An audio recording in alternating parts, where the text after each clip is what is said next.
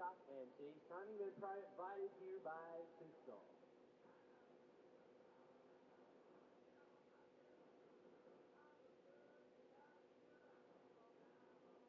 Today's women's race slated to start at 11:45. These women will be completing 5 laps here today at the cross-country venue. Again, each lap roughly about 700 feet. About 700 vertical feet of climbing, about 3 miles and some change, about 5.4 kilometers, for those of you keeping track of that one. But again, a very, very impressive men's U23 cross-country showing there. Again, congratulations there to Bernard for bringing home the win there from Italy.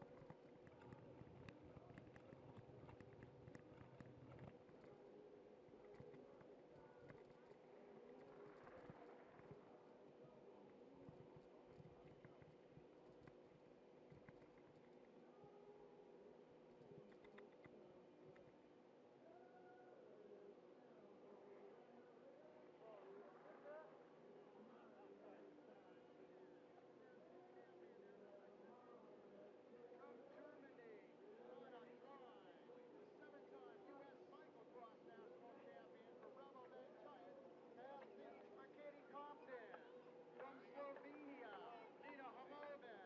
Riding for Subaru Trek, Heather Erminger. Riding for Specialized Racing, Leah Davison. Riding for Team GT Skoda,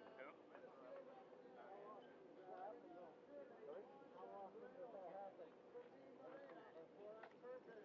From Canada, Amanda Steen. Racing from New Zealand, Karen Hamlin. Riding out of Switzerland, Marie-Helene Deschamps. And now, ladies and gentlemen, let's make some noise for the top 8 women on the World Cup circuit. She is currently 8 from Denmark, the national champion there of cross-country mountain biking, road racing, and time trial, Annika Lango. She is 7, riding from Poland, in the rainbow jersey, Maja Wolfeska.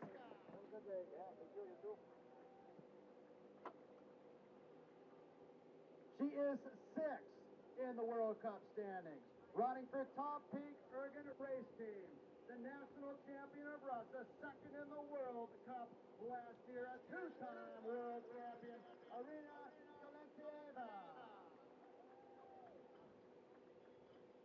She is 5th overall, riding for Calagno, a 2-time national champion of Italy, and Olympian from Italy, Eva Lechno.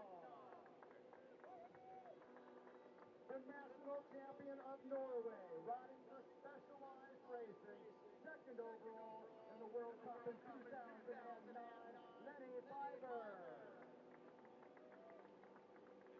She rides out of Canada for Rocky Mountain and Maxis.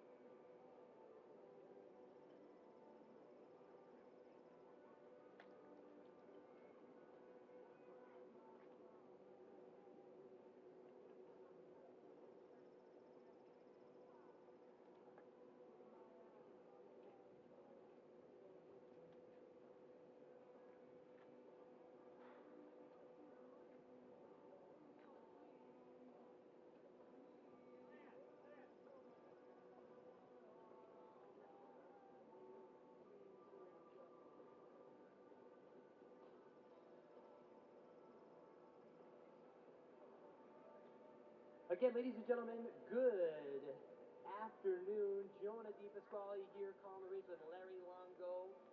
Larry right down there in the base area of the parking lot, staging your women's elite field right now. Again, I'm currently up here right by the A-lip, by the finish line, right here underneath the digital board there, giving you the running order of today's field. Yeah. And again, right there to the left of the A train, there is the Jumbotron. Thank you again to those folks. We are going to get a live breakdown of the start. Well, a very good morning to you from Wyndham in New York in the USA for this is our 5th round of the Women's UCI Mountain Bike World Cup taking place here in the very sunny state of New York. We've got perfect weather today and we have a field of 57 riders getting ready to take the start. This is a 5-lap race of the 5.6-kilometer track and they'll be starting up this road here. This is a fake start in the sense that we have another start-finish line. They use this to send them up the road, and then they go under the finish line, and that will be our usual strike across for every lap. So for this lap, at the very start, we just use this section of asphalt, and then they'll head up onto the course proper. Quite a steep course. Ready to go. Plenty of action with our climbers today. Best of the best. These World Cup ladies are ready to throw down.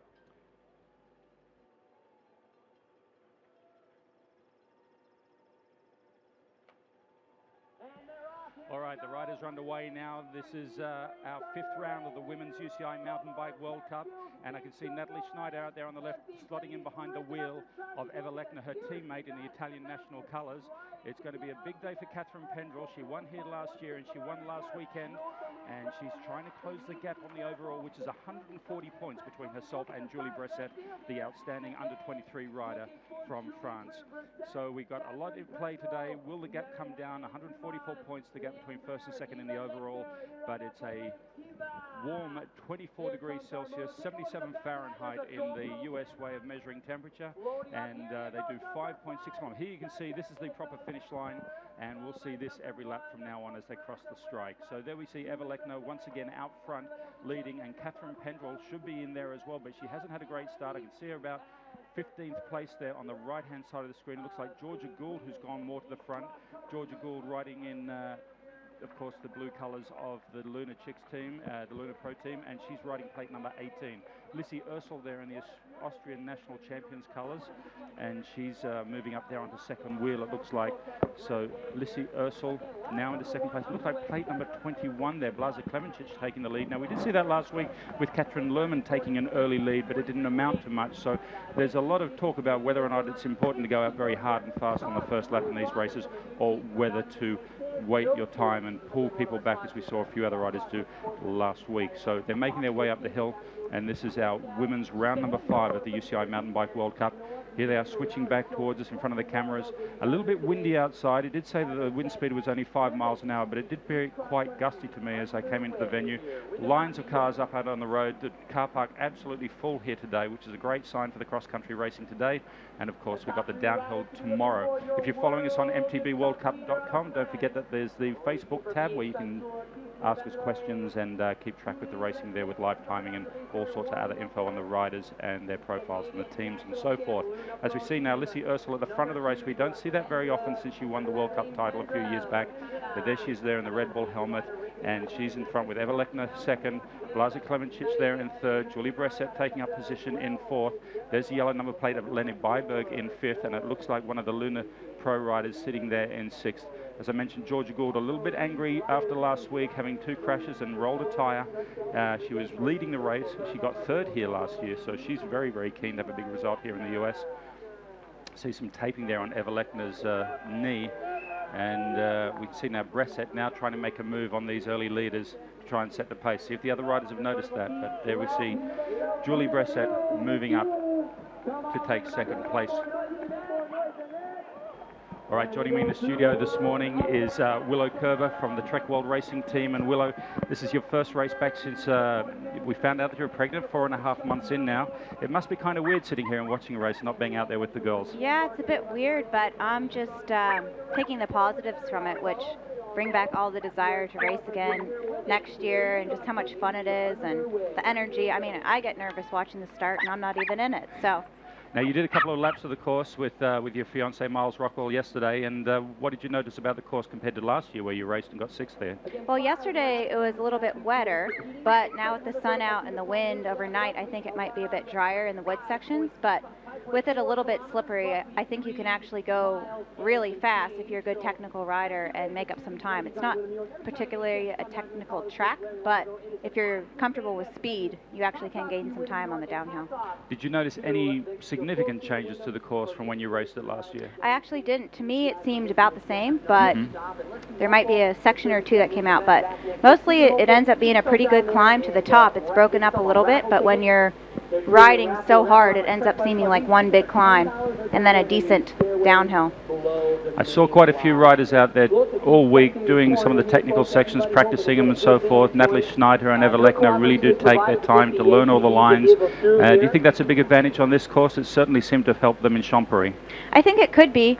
I think if that's one of your goals to really charge the downhill, it's worth your time to do because the climb can really take it out of you. And if you are looking forward to your section and your piece of track that you're coming up on, I think it can motivate you to get to the top first as well. Well, we see Natalie Schneider there at the front of the second group, sitting in 8th position as they head up on this long climb. It is very warm in the sunlight. It is very humid here in New York. Up in New York, we're in the Catskill Mountains, and in the beautiful town of Windham. They really do a great job here, the local organisers and the local community supporting this race. The second time we've been here, and we can see now, I think that's already Klemenchich maybe dropping back, or is that Sabine Spitz that we can see there? It looks more like Spitz's style. Looks like Spitz, and Catherine Pendrell just made a big move. I think she might be going into second. Right. Into the single track. Oh, in the lead group now. She's second in the lead group. Okay, well, that's important because she didn't have a great start. And last week we saw, just before the start, she looked around at the rear of her bike to make sure she had the right suspension set up. She is running fully today.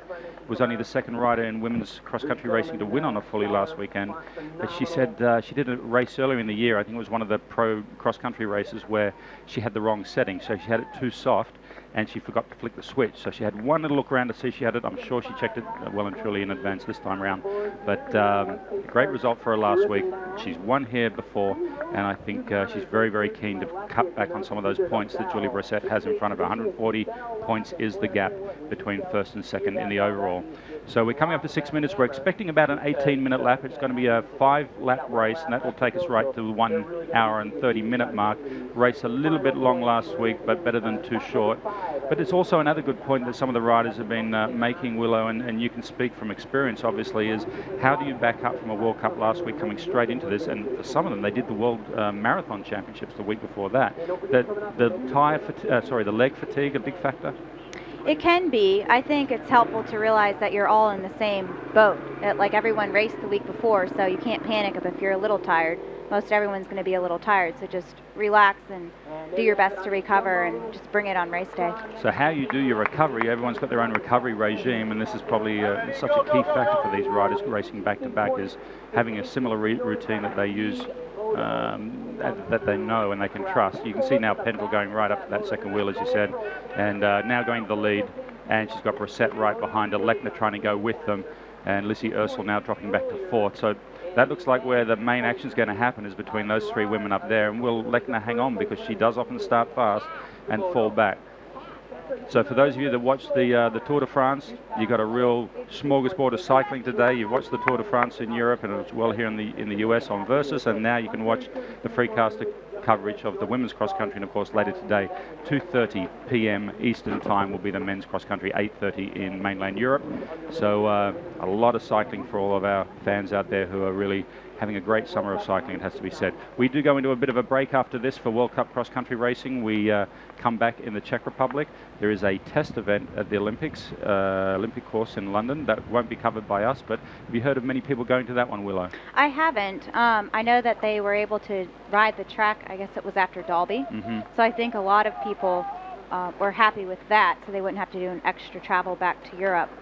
Right. But I suppose there'll be a lot of Europeans that want to attend that. Yeah, I was speaking to the Specialized team this morning, and they said they're mainly using it as a testing thing rather than a race, where they're just going to take bikes and get things sorted and see what they can learn. So I think a lot of people will really use it as a real test event rather than a race. There are points, there are prize money, and I'm sure there'll be people chasing that as well. But our next big race will be in Novo Mesto de Morave in the Czech Republic, which I think is the second week of August, around about the 12th of August. 12th, 13th and 14th, I think it is, yes. So that's when our next World Cup will be, and that will be the penultimate round before heading off to Val di Sole, a track that I know that you like in Italy. And tell us a little bit about the characteristics of Val di Sole. What makes that such a special track? Well, it's really a tough track. It's very straight up and straight down. It's not very technical, but very physically demanding. There's not really any place to rest. So I think if you have the legs, that's what matters the most to race in Italy. Yeah, and so that will be our World Cup finals, and then take us into the World Championships in Champéry.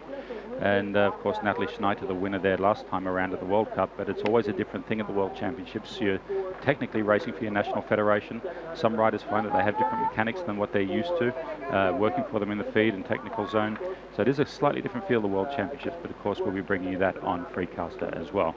Don't forget, if you've got any questions of Willow and or us here in the commentary team, just let us know through the Facebook tab on mtbworldcup.com. Well, that looks like bad luck there for one of the US riders. That's plate number 63. And I think that would be Megan Corral. So Megan Corral there looks like she's having some issue having to take out the front wheel. Is it a puncture? Yeah. Had a puncture or rolled wheel there. It's never good to have mechanical problem on the first lap. A lot of the riders using intermediate tyres today, not going just for rolling speed, that they need traction is what I'm being told. Catherine Pendrell on intermediate tyre, and so is Lenny Byberg. So would that be your choice if you were running today to go for this is an important move? This is. Right, Pendrell wanting to stake a bit of a psychological control on the race there, just going up into that little rise, but an intermediate tyre probably the best choice today? Yeah, I think so. With the sun out and the wind last night, it's not going to be too slick. And this course, I think, really comes down to the climb.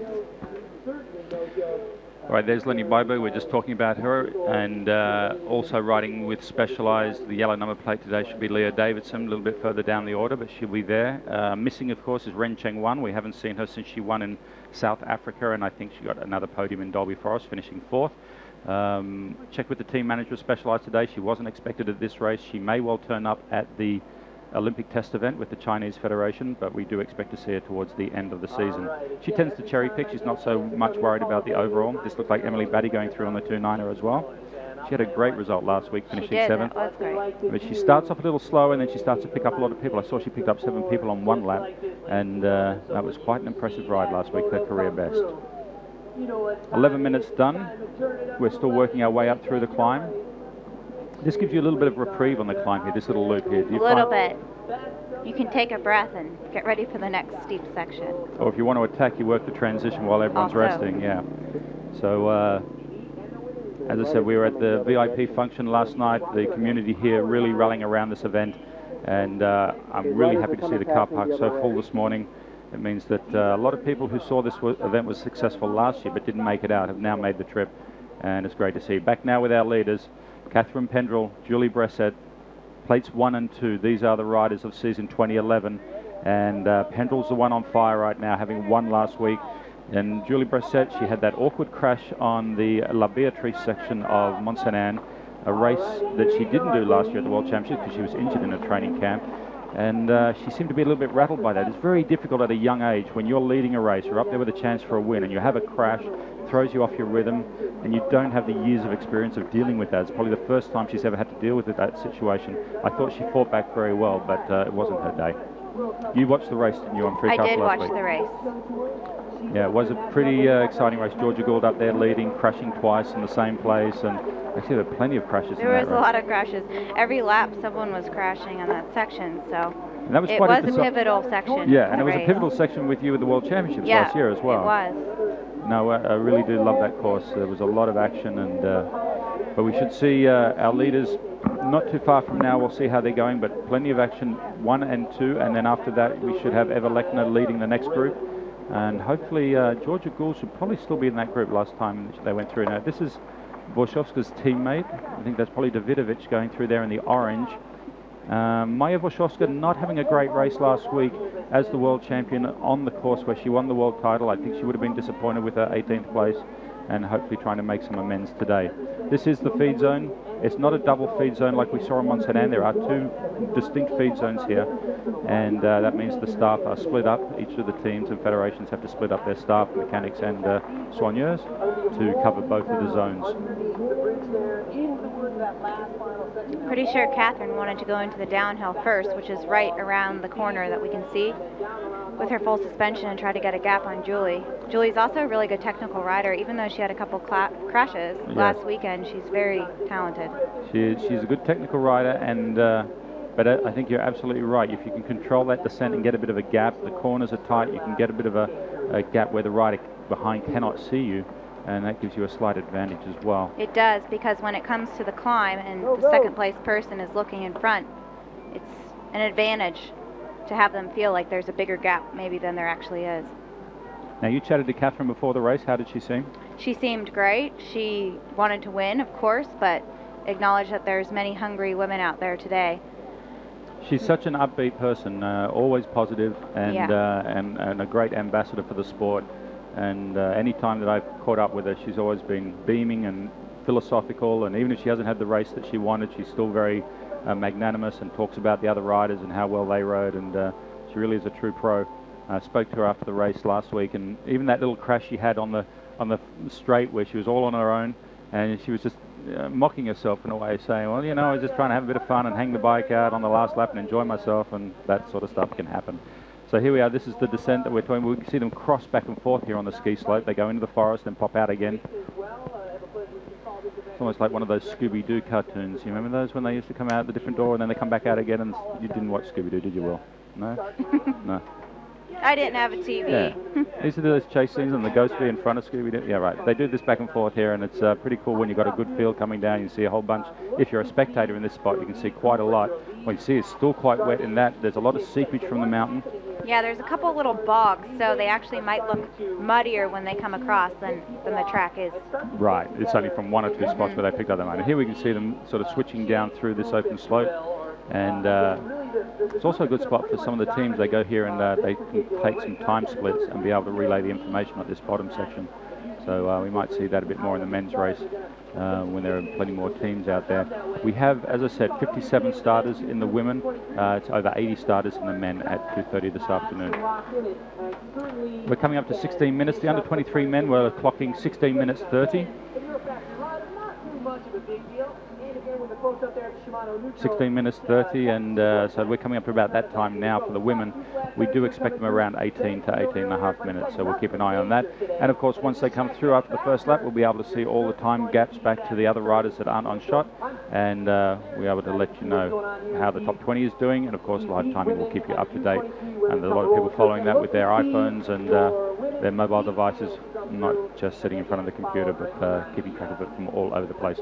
Thank you very much for all the really nice comments we got in at Freecaster MTB on our Twitter. You can keep tweeting us and following us there, and Will's working on that right now. And if you've got any questions, as I mentioned, we've got Willow here, who tomorrow, I think you hit a halfway point, 4.5 months exactly, more or less? Well, it's actually going to be Tuesday. So I'm just already there because I feel like it's such a landmark that I just want to say I'm halfway there already. And I'm fast forwarding to Tuesday right now. The due date, December 15, if yeah. Right, yeah, okay, December 15. So very lucky to have you here, and Willow will join us as well for the men's race and give us her insight as a top World Cup racer as what it's like out there and what the riders may well be feeling and experiencing on a course where she finished 6th last year. And some riders did miss this race last year because they were saving their legs for the World Championships. In fact, the two girls that beat me at the World Championships, so yeah, exactly. It might have been a very good strategy. Sabine Spitz wasn't here as well, and that's right, the Polish girls. So there were quite a few that chose not to race. All right, we have a question here for Willow from Peter Ross, who's wondering if you prefer the full suspension or the hardtail 2.9er. If you're riding a 2.9er, prefer the fully or the hardtail? That's sort of the question of the moment. This year I really wanted to run the full suspension, particularly for the Champery World Championship course where there's lots of drops and super technical things, and now I'm sort of looking at the Olympic course next year as the main goal and thinking that 29er might be the top choice, so we'll see. I surprise myself as much as anyone else with what I choose. But they're both great bikes. We just saw a great shot there. That was the downhill course right beside the cross-country course, so the downhill training's still going on, if you wonder what that was going on the right-hand side. These are our two leaders, and then we saw a great group of 3rd back to about 11th, all running in single file. So it'll be interesting to see who's in that group of 8, because I don't think the gap's big enough yet for the 1st and 2nd riders to be fully comfortable about where they are with another hour and 10 minutes of racing to go. Here we are. So Lizzie Ursel leading that group. It looks like Marie-Helene Premont up there as well, Georgia Gould, and it looks like Annika Lankbard is also up there, plate number 8. And seeing that Blaza Klemencic still in there, and Maya Volshovska certainly making up for last week. Irena Kalentieva in there as well, and I didn't quite pick up the last one between Katarina Nash. Right. So there we go. Great group of riders actually. So if things start to get a little bit repetitive up front, we need to keep an eye on this group of 3 to 11, because there's a lot of top quality riders there who may well want to try and make the gap, and we'll get the gap for you very shortly as they come across the line. Here we are, 19 minutes it is, so we're going to be looking at about a 1:35 race time if they manage to stay at this pace. So there our leaders go. What is the gap between 2nd and 3rd? That is the key thing right now, and do they have a visual on the leaders? I think they will. You can see them. Decent gap. Yeah, now these are some riders off the back of that group. Okay. So they should be climbing up. They head down to a horseshoe down there at the bottom of the ski run.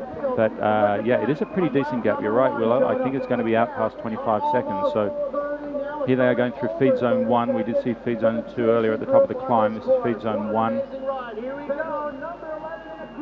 Catherine Pentel taking on a bottle. They need to stay very hydrated in this humidity.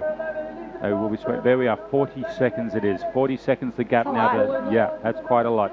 So Lizzie Ursel sitting in 3rd with Marie-Helene Premont, as we called. Georgia Gould, Annika Lankbard, the new marathon world champion. Blaza Klemencic still holding steady there after leading early. Maya Volshovska sitting in 8th. Irena Kalentieva, Katarina Nash, well called by Willow.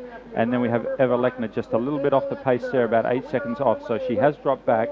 But she does yo-yo a bit, and I think we might see Lechner come back a little bit if she can work with someone. Katie Compton having a great ride, sitting in 12th place, and it looks like Morath from Germany. Now that's a rider I don't see very often, so that's plate 57. That's Adelheid Morath riding for the Felt team. She's moved up into 13th from plate 57, so good start. Tanya Zakos, we see her in the top 20 quite a bit. Leah Davidson up to 15th, and Elizabeth Brandau up to 16th. Cecile Ravenel in 17th, Annie Last in 18th. Esther Zeus not having a great run. She did finish well here last year, but Esther Zeus sitting in 19th. Gunrida Dalla Flesia sitting in 20th, and Natalie Schneider in 21st. Byberg now back into 23rd, so obviously she was feeling very fatigued, a little bit overtrained going to Mont Saint Anne. I don't think she's recovered too well from that by the looks of it. Emily Batty in 25th and Catherine Lohman in 26th as we watch our leaders. Now heading up, Bressett decides that she wants to go to the lead. This is where she made the move on the first lap around Lizzie Ursel. She went around the outside, and Pendrell doesn't seem to be too worried about that. There will be some back and forth going on, but if Pendrell dominates the downhills, it's all about Bressett stamping her authority on the climb. She's a great climber. She's very slender. She's got that very distinctive arched back. Doesn't look comfortable for me, but it's obviously comfortable for her. And here we are, this great gaggle of riders led by Lizzie Ursel. I'd keep my eye on Irina in this group. She's like a little huntress. Right. She's always kind of in the back watching. We talked about that before we went on air, how she's one of the better riders for picking riders off through the field. Doesn't start off always at the front, but she knows her tempo, and she can start to spot, like you say, like a hunter. She can see who's going to be the next one to fall prey. And it looks like who's going off the back there? Maybe that's Katarina just going off the back? I think that's Katarina again, yeah.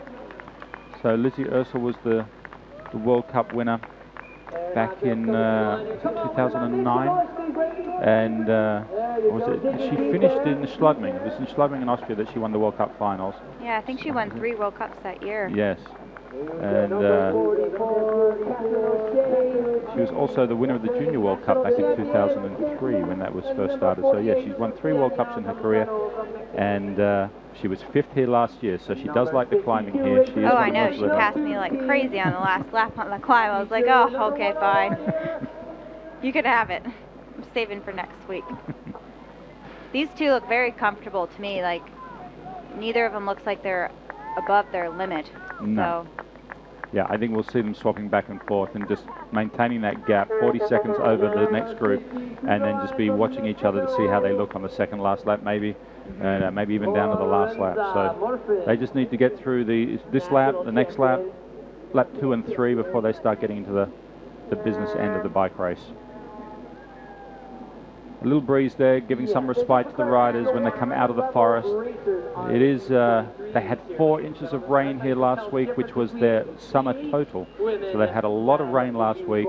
We had a little bit of rain, a little bit of a storm yesterday during the downhill qualifying, but it didn't really saturate the ground at all. It was more just a summer electrical storm. And we can see Ursel very comfortable there in the front, it seems, quite happy to take the pace. And Marie-Helene going through there. And she's also looking very comfortable, wearing plate number 3. Moving up in the World Cup overall, she was sitting, I think it was about 7th or 8th going into Mont-Saint-Anne, so she's picked up a lot of points. She was 9th, and she was second here last year, so 2 of the big favourites from last year are at the front of this group. Georgia Gould in there as well, Maya Wachowska. You can see the world champions colours there with the CCC written across her backside there. One of the prime advertising spots, as it's known in road cycling. And there you see, very easy to pick her up on the climb. And it looks like Katarina Nash really desperately wanting to stay in contact with this group. Kalentieva off a little bit, but I wouldn't be too worried about that. I think she just wants a clear track going into the forest. Out of this group, Lizzie's actually not the best descender, so if I was in that group racing, I would want to make sure to get around her at the top through the second feed zone. She was leading the last time down, so yeah. Maybe that's where they lost a little bit of time. It might be good for that group to put a good descender up front. And I agree, because I think that's also why the group was so big. Is so some people that might have been dangling could catch back up onto the group. So of that group, who would be the best descender in your mind? Would it be Marie-Helene or would Wachowska? I actually think Katarina Nash is the best descender, but I don't think she's feeling as great on the climb, so I don't think she'll get around. So probably in the positions right now, Marie-Helene. Now, Katarina Nash finished 24th here last year, having some mechanicals, so not really indicative of what she could do. No. Hendra looking a little bit stronger there. It looked like she just got out of the seat to wind up the gear a bit, and but Bresset's not letting that gap extend. But really, these are our favourites. This is 1 and 2 in the World Cup overall, and they're looking very, very strong here today. They've got 40 seconds on the rest of the field in the first lap. If they continue that, they'll go on to win by 3 or 4 minutes. So I don't think they will extend that too much. I think a lot of what you say is true about that group being too big on the descent, and that's probably where they lost a bit of time. Now, Annika Lundgaard has been a real surprise this season, getting such a strong result in Dolby Forest, and now she's the marathon world champion. Rides for a smaller team to the rest, still a very, very professional team, but quite small by comparison to some of the other teams. She's done extraordinarily well this season. A lot of journalists and some of the other teams are keeping their eye on her. Do you know her much? Have you spoken to her at all? I have not spoken to her, and I actually don't remember how she did last year, but definitely it's a big jump. Well, she was last year wearing the Danish national champions jersey, so she would stand out a little bit for me, but she was definitely midfield. I think her best result in 2010 was 22nd in Val di Sole, so she was always in the 20s to 30s. But to get her first World Cup podium in Dolby Forest, where she finished second, was very impressive. She had 13th in Peter Maritzburg, 18th in Offenburg, 17th in Mont-Saint-Anne, but there she is now up in that second group, so I think she's very keen to try and, you know, that group is going to decide 3 spots on the podium, so I think she'd love to have another podium after Dolby, and perhaps her legs are recovered after the marathon. I didn't really expect too much from her in Mont-Saint-Anne, nor Christoph Sauser, but in the men's. But today she's looking a little fresher, and her current world ranking, I think we've got that on the start list, has moved up, so Lundgaard is now ranked number 11 in the world. So she's definitely a rider to watch, and she's coming into that age group where, you know, we find a lot of women tend to do very, very well in women's cross country. 26 or 27. Yeah, that's right. So she's coming into that, and I think she's someone to watch for the future. And that looks like Katrin Lerman going through there, plate number 19. And she's had an up and down year since joining the pro team. She was an independent, and then she joined the Ghost Factory Racing team. And as an independent, she had some good top 10 results. Had a pretty tough start to the year, but later on, she managed to pull back. I think it was in Offenburg where we saw her have a good result. She finished 8th. But 45th in Dolby was very disappointing for the Swiss rider. But maybe she's saving it for the end of the year. There's a lot to play for in Chambéry for the Swiss riders. It is the World Championships, and it's a venue that's very important for them for Olympic selection and national prestige. And have you raced the World Championship in your own country? Did you race in Vale in 2001? I did race in Vale, and I finished last because I broke a derailleur on the first lap, and we didn't have tech zones back in those days. So I ran most of the race, actually, pushing it, and that's the year Alison Dunlap won, and Gunrita Dali was second.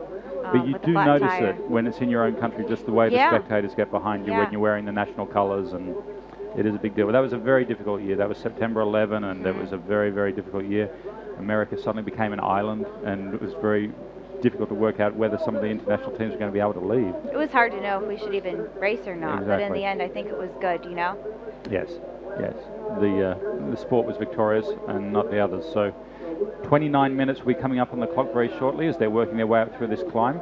Very shortly, I'll try and get a clock on this for you halfway around the lap to see if that 40 seconds has gone out. And we see them come through now. So they went through, just coming up now. I don't think that gap's gone out at all. If anything, it might have come back a little. Maybe so. Yeah, we'll try and fix it. Normally after this shot... That's why I was shot, thinking it might be the downhill that held them actually, up. Yeah. So if Lizzie's taking the pace here on the climb, she is a great climber, and the others are going to hang on for that. Normally after we watch them here, the camera will spin around and pick up the leaders, and we might be able to fix a point there and get you a crude sort of gap just with our own watches here. But I don't think that's gone out too much, if at all. Yes, Katarina's starting to lose contact now. And that looks like, is that Katie Compton? Might be Katie Compton. The Rabobank colours? Yeah, let's see if that's Rabobank coming through now. Yes, it is. So Katie Compton going through. And then behind her we might have that Tanya Zakel. No, that's Lechner that's been passed now by Compton. So Lechner is dropping back. All right, this is normally where we pick up the leaders sweeping around here. So here they come into shot. So we'll see if we can pick up a gap for you.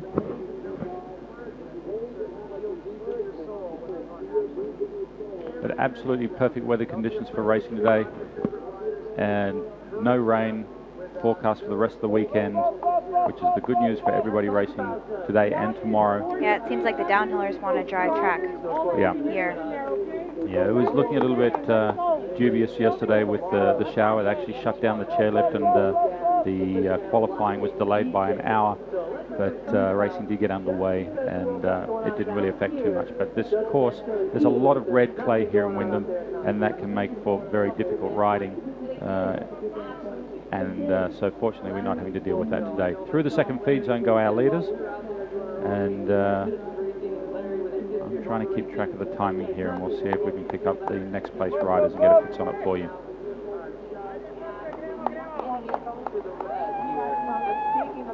Well, they've got them in sight, so I think that gap's come down to 20. They are gaining on the climb, for sure. They're definitely gaining on the climb, and I've got that at around about 22 seconds. So let's see if they've managed to make up time there. That will give them a lot of encouragement. They'll definitely get that information from their team management and soigneurs in the feed zone, and that will give them some encouragement to lift it a bit.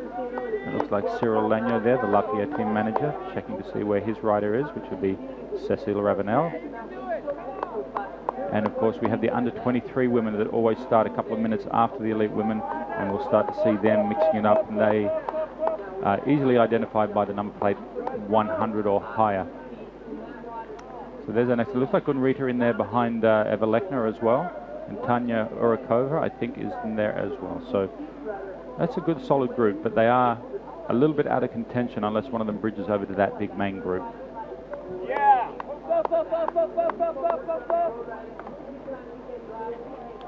We got there. That's the French national champion. That is Ravenel being cheered on there. I think that it's British rider. Sorry, that's Annie Last going through. Annie Last. She's U23, right? That's right. She's under 23, and you know, it's an interesting race, the World Championships and under 23, because obviously it comes down to these two at the moment. Annie Last, but when there's no one else in the race for Julie Bressett to work with, she has to focus on the next rider. And for Annie Last, I wouldn't be too discouraged about the way the World Cup season's going, because the under-23 race can be completely different. We saw that with the women last year, that, well, Brasset was away, but Emily Batty was considered a favourite, and we had, I think it was Alexandra Engen come out and win. So it can be a tricky old race, the under-23 at the World Championships, and Annie Last is definitely a favourite for a medal, if not the win there, if she can get close to Brasset. So we're back now to the switchback on the open slopes. And this will be a good idea for us to see exactly where the leaders are. And the chase group will have a good look at them here as well. I would expect that chase group to break up a bit on this next lap. It's a bit rare to have a group that big, at least in the women's racing. Yes, sometimes in the men there's a big group, but the women it seems to be spread out a little more. Yes, I think you're absolutely right there, Willow. Third lap, it would be quite unusual to have a big group going into the middle of the race. But and of course it might split up a bit on this descent, and it may also split when the riders see that there is a gap that can be bridged to the leaders, and some of them go for it and others can't quite match that. So there's a lot in play here for this chase group, and the race win is certainly within their grasp if they're only 20 seconds behind now. See, this makes me want to race. Right now I'm like, I just want to go down that downhill really fast. Catch the leaders. Yeah, and it is a little, I mean, for the armchair fan, sometimes they wonder, why aren't they bridging that gap? But you actually have to be lapping faster than the leader, and that is not easy to do. The leader's up the front because they're the fastest rider in the race, and then you have to put in the fastest lap to try and get anywhere near them. So that makes it tricky. Now, I wonder if that chase group, well, here they are now. I think they might have lost a little bit of time there. Yeah, I think, and I was also, I don't know if that's Blaza. If she was second or third, she's also not the best descender. So I was thinking whether it's Lizzie. Oh right. No, she's in third in the group. Yeah, so Lunkvad is in second now. So it may well be on the descent, because our two front runners are very good descenders. So here we are with the chasing group. Lizzie Ursel determined to stay at the front of this group and do a lot of the work. And Annika Lundgaard sitting in there now in fourth place. Fifth there is Blaza Klemencic. And now Marie-Helene Premont. And then Maya Voshovska, Georgia Gould, Irena Kalentieva, quite happy to sit on the back of that group for nearly the whole lap. Well, she may well be biding her time. Now, what do the riders take on board? They're taking heart rate monitors or computer timing. What are they looking at? You often see them looking at the handlebars to see where they're at. I was always one with no gadgets. I just let my legs and heart determine how the day was going to go, but they might be looking at heart rate monitors or times just to see maybe, okay, it's time to go. I know I'm good for an hour. I need to attack. Quite impressive that Kulhavi last week in Montsanan was almost to the second running same lap times, and he dropped by 30 seconds and stayed to the second. It was almost like He's on. You know, it was like a metronome. He was able to finely tune his lap times, and I'm just wondering what sort of information they have to be able to do that. But like you say, some do take heart rate monitors, others don't want to hear the bad news. They want to look at just at a clock. I don't want to see that my heart rate's at 210. And I don't know if you knew, last week we ran a lap board for Matthias and Lucas, which actually gave them, rather than shouting out information to them, it gave them something to read. And I've seen another team doing that as well, where a board just goes out. In our case, we were, you can see Brasset getting a little bit away here, so she's descending quite well there. She's got a gap of about 15 bike lengths.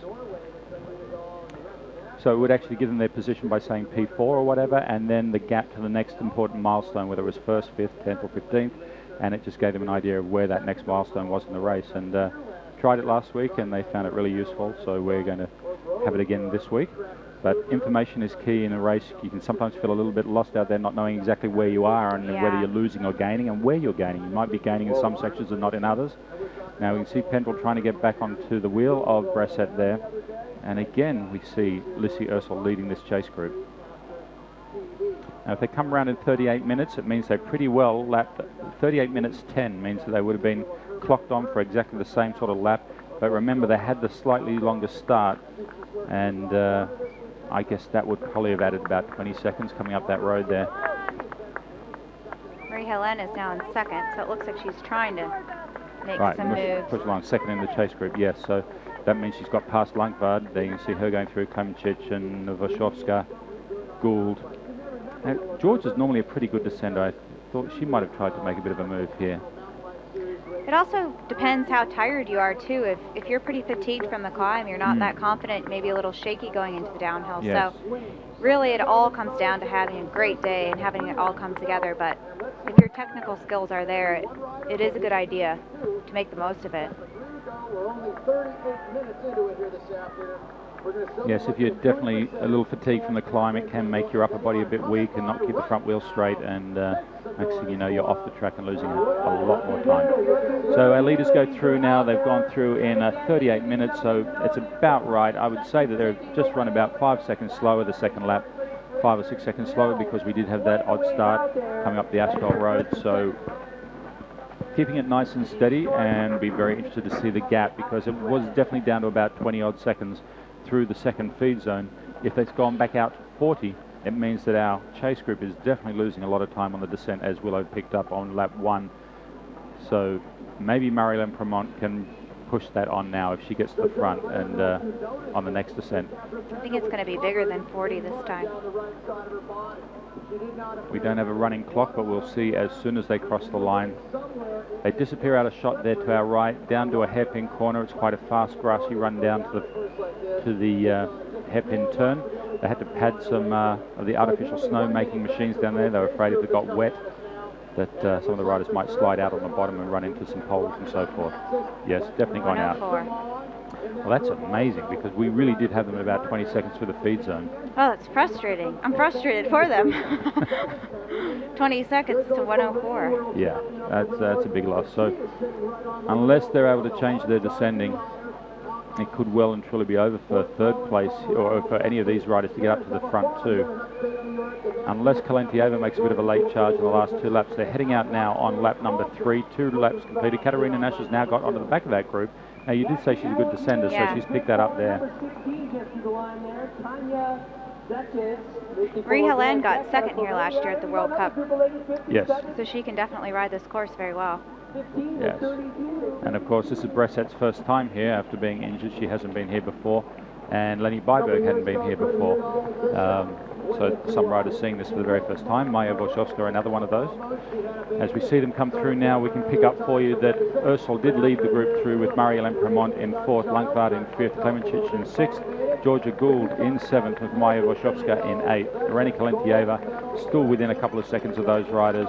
Katarina Nash right on her tail. Then there was a gap of 12 seconds only to Katie Compton. She's definitely moving up. And Tanya Zakelj 10 seconds further back, another 6 seconds back to the group with Gunrita Dala and Morat.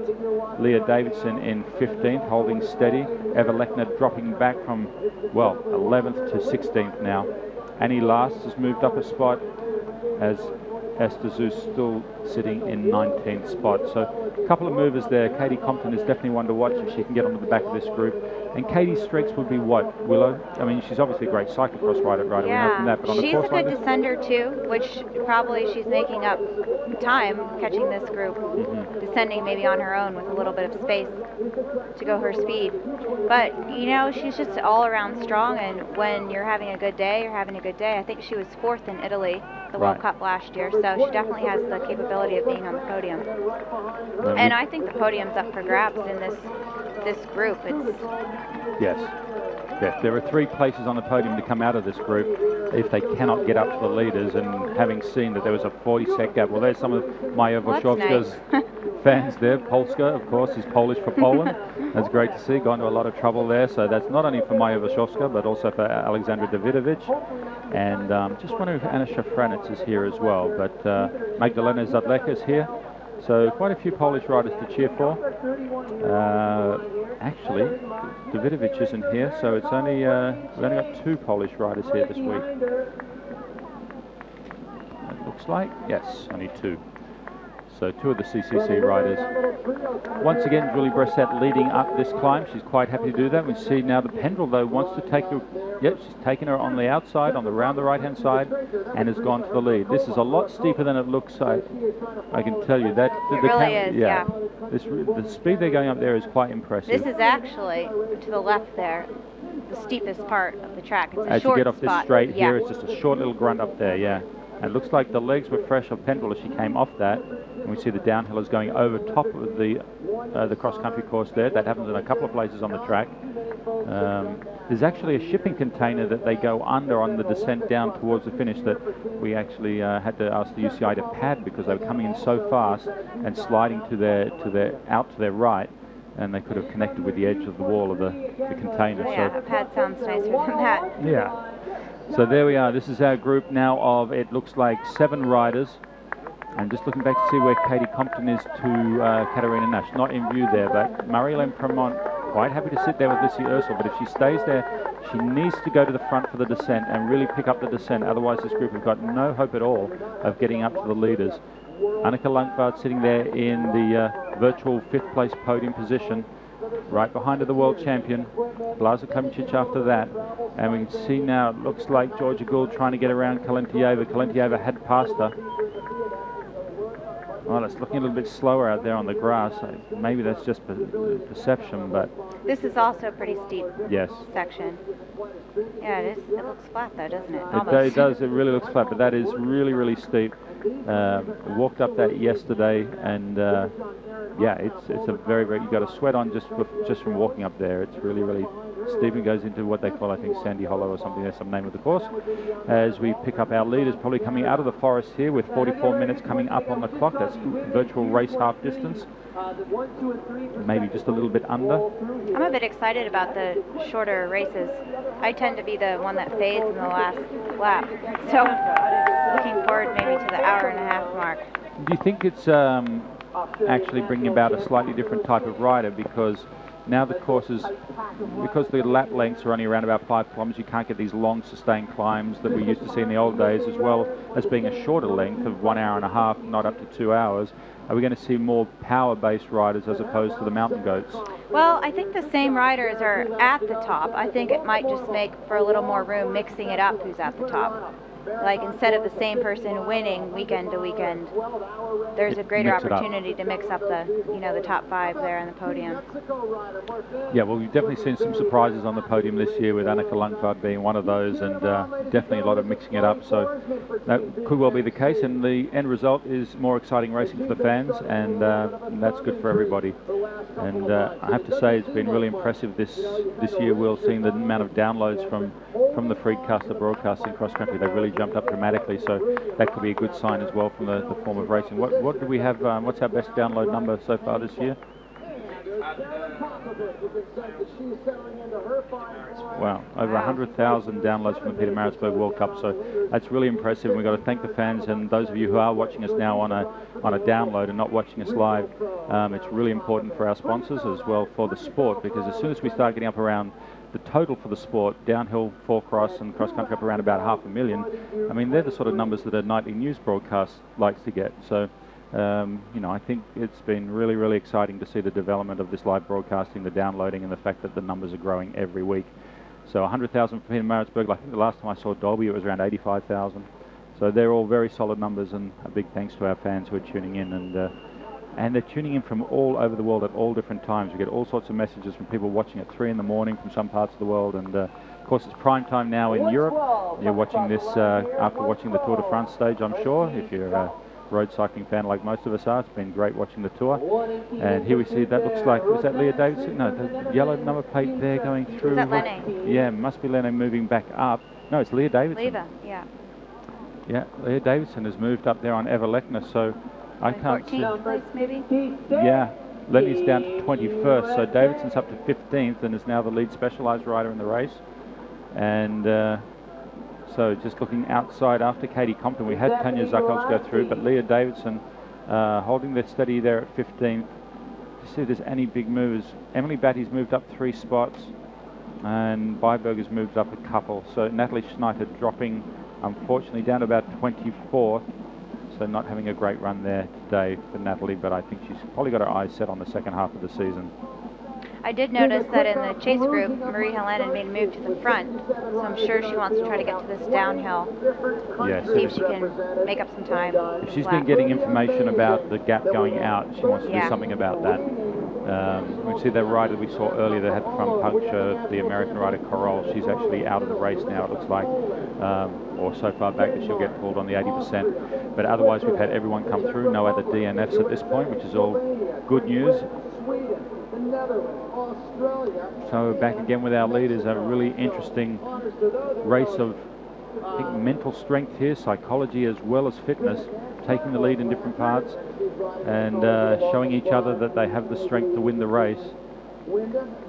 See when Bressette will opt to pass Catherine again. Catherine's got a lot of mud there on her side. I think she's been down. Like a bit, yep. Maybe that was why we saw that gap a bit earlier on at the end of the second lap when she was chasing back on. She might have had a fall there. So, well, actually, I'm sure she's had a fall. I'm just trying to figure out where she would have done that. It wouldn't have been anywhere after. I didn't notice that coming through the start-finish line, but maybe the viewers did.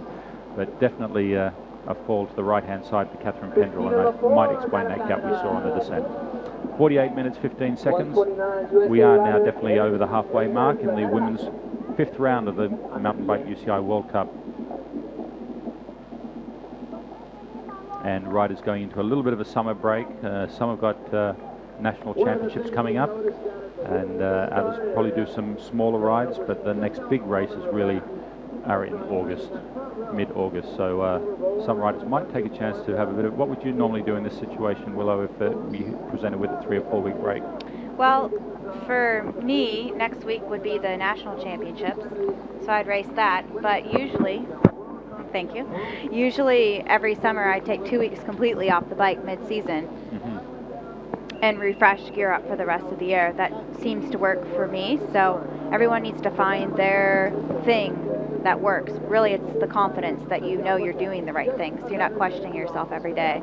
Should I be riding or should I not? And when you take 2 weeks off the bike, you're not sitting on the couch. No. You're doing something else. Yeah, I go for little jogs, maybe some hikes, you know, get out in nature, swim, staying active, but just getting that passion back for the bike so you can bring your full energy to the end of the season. And I think a lot of riders have made a mistake. I do know one cross-country rider that since he was 15 had only had about 7 days off the bike. Oh my. And you've got to have that mental break. Yeah. You know, you can tell yourself, well, I'm having an easy day, so it's really not like training or whatever, but you've actually got to have a break from the concept of bicycling. You Just do. for your brain. You need to look at your bike and say, man, that looks so fun. I want to go rail the trails, because that's where your energy is going to end up coming from. Because we all train so hard and everyone has goals of winning. So to bring that refreshing passion back is really key. Well, we can see, speaking of refreshment, Julie Bressette taking a bottle on there. She just squirted a little bit on her legs as well, so definitely feeling the heat. It always gets warmer during the women's race. It started off about 24 degrees Celsius, 77 Fahrenheit when we started, but I'm sure that's been climbing since we started. We saw that happen in Mont Saint Anne, where it went up to about 30 odd for the men. So the men are looking for a warmer race, I would think. There's Marie-Helene from definitely.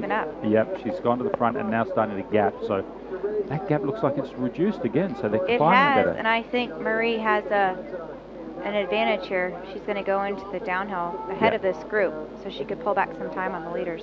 Yeah, they're definitely climbing better than our leaders, but the leaders are descending, so it's a real cat and mouse. So an elastic band that's getting stretched out to the max at the start-finish, and then it gets pulled back in up around the second feed zone. So really fascinating race, and if Marie-Helene can take this group and descend them quicker than they've been descending, then maybe the next time round they'll be a lot closer coming into the second feed zone, and then we go into the last lap. So it could be all to play for with Katie Compton, it looks like there, and Gunrita Dalla not far behind. Gunrita having won 26 World Cups in her career, and only 2 behind the all-time great of Giuliana Furtado, who's won 28. So do you think it's in Gunrita's mind at all to try and get back to the front and perhaps close that all-time record down on Giuliana? I wonder. I know the Olympics are a big goal for her next year, and to me it looks like she's good, you know, right on form to go for Norway. So maybe she's just taking it slowly and focus more on the Olympics and the World Cup wins, but to have only 2 to go from the all-time, it seemed odd if it wasn't in your mind. Yeah, I'm sure she's well aware of that statistic. At some point she would have been made aware of it, and you know, no other cross-country rider has won as many as Julia Furtado, and And in fact, she's the second of all time in cross-country racing. Julian Absalon is third at 23 World Cup wins. Who's the winningest? With Juliana Furtado with Oh, 28. So okay. Furtado 28, Gunrita with 26, second. and then Julian Okay. with 23. So that's quite an impressive group of riders there, having won altogether about, what are you talking about, 90 World Cups, when there's only been, I think, about 160 of them. So they've covered a lot of those victories. Yeah. All right, so here we see that's Esther Zeus on the distinctive yellow wheeler bike there, and plate number 42 behind is Elizabeth Brandau. Elizabeth Brandau riding for the Central High Bike Pro team. So good ride there by Brandau, sitting in with good company. The men's elite cross country coming off. Back now to the switchbacks to pick up our leaders. We need a little stopwatch in here. We do indeed. It's very hard to do actually, because the cameraman's got to do his job and follow the race, and I always miss my fixed point. But I think maybe we have to look at the budget next year, where we're going to need to get a timer out there, or someone can radio stuff in, because there is a lot of action going out there, and it's hard to keep track of all of it. But anyway, we're doing our best. We got 8 cameras, I think, this week, and Pendrell now leading on the descent, looking like she's forgotten all about that crash she had on the last lap, and but just wondering whether or not Marie-Helene Cremont has what it takes to bring this gap back. Wow, it's still very wet through there. Just even getting your tires that slick and then going into the next section can sometimes cause little crashes. Just hitting the tire on a route, even if the trail's dry. So that might have been what happened with Catherine. Yeah.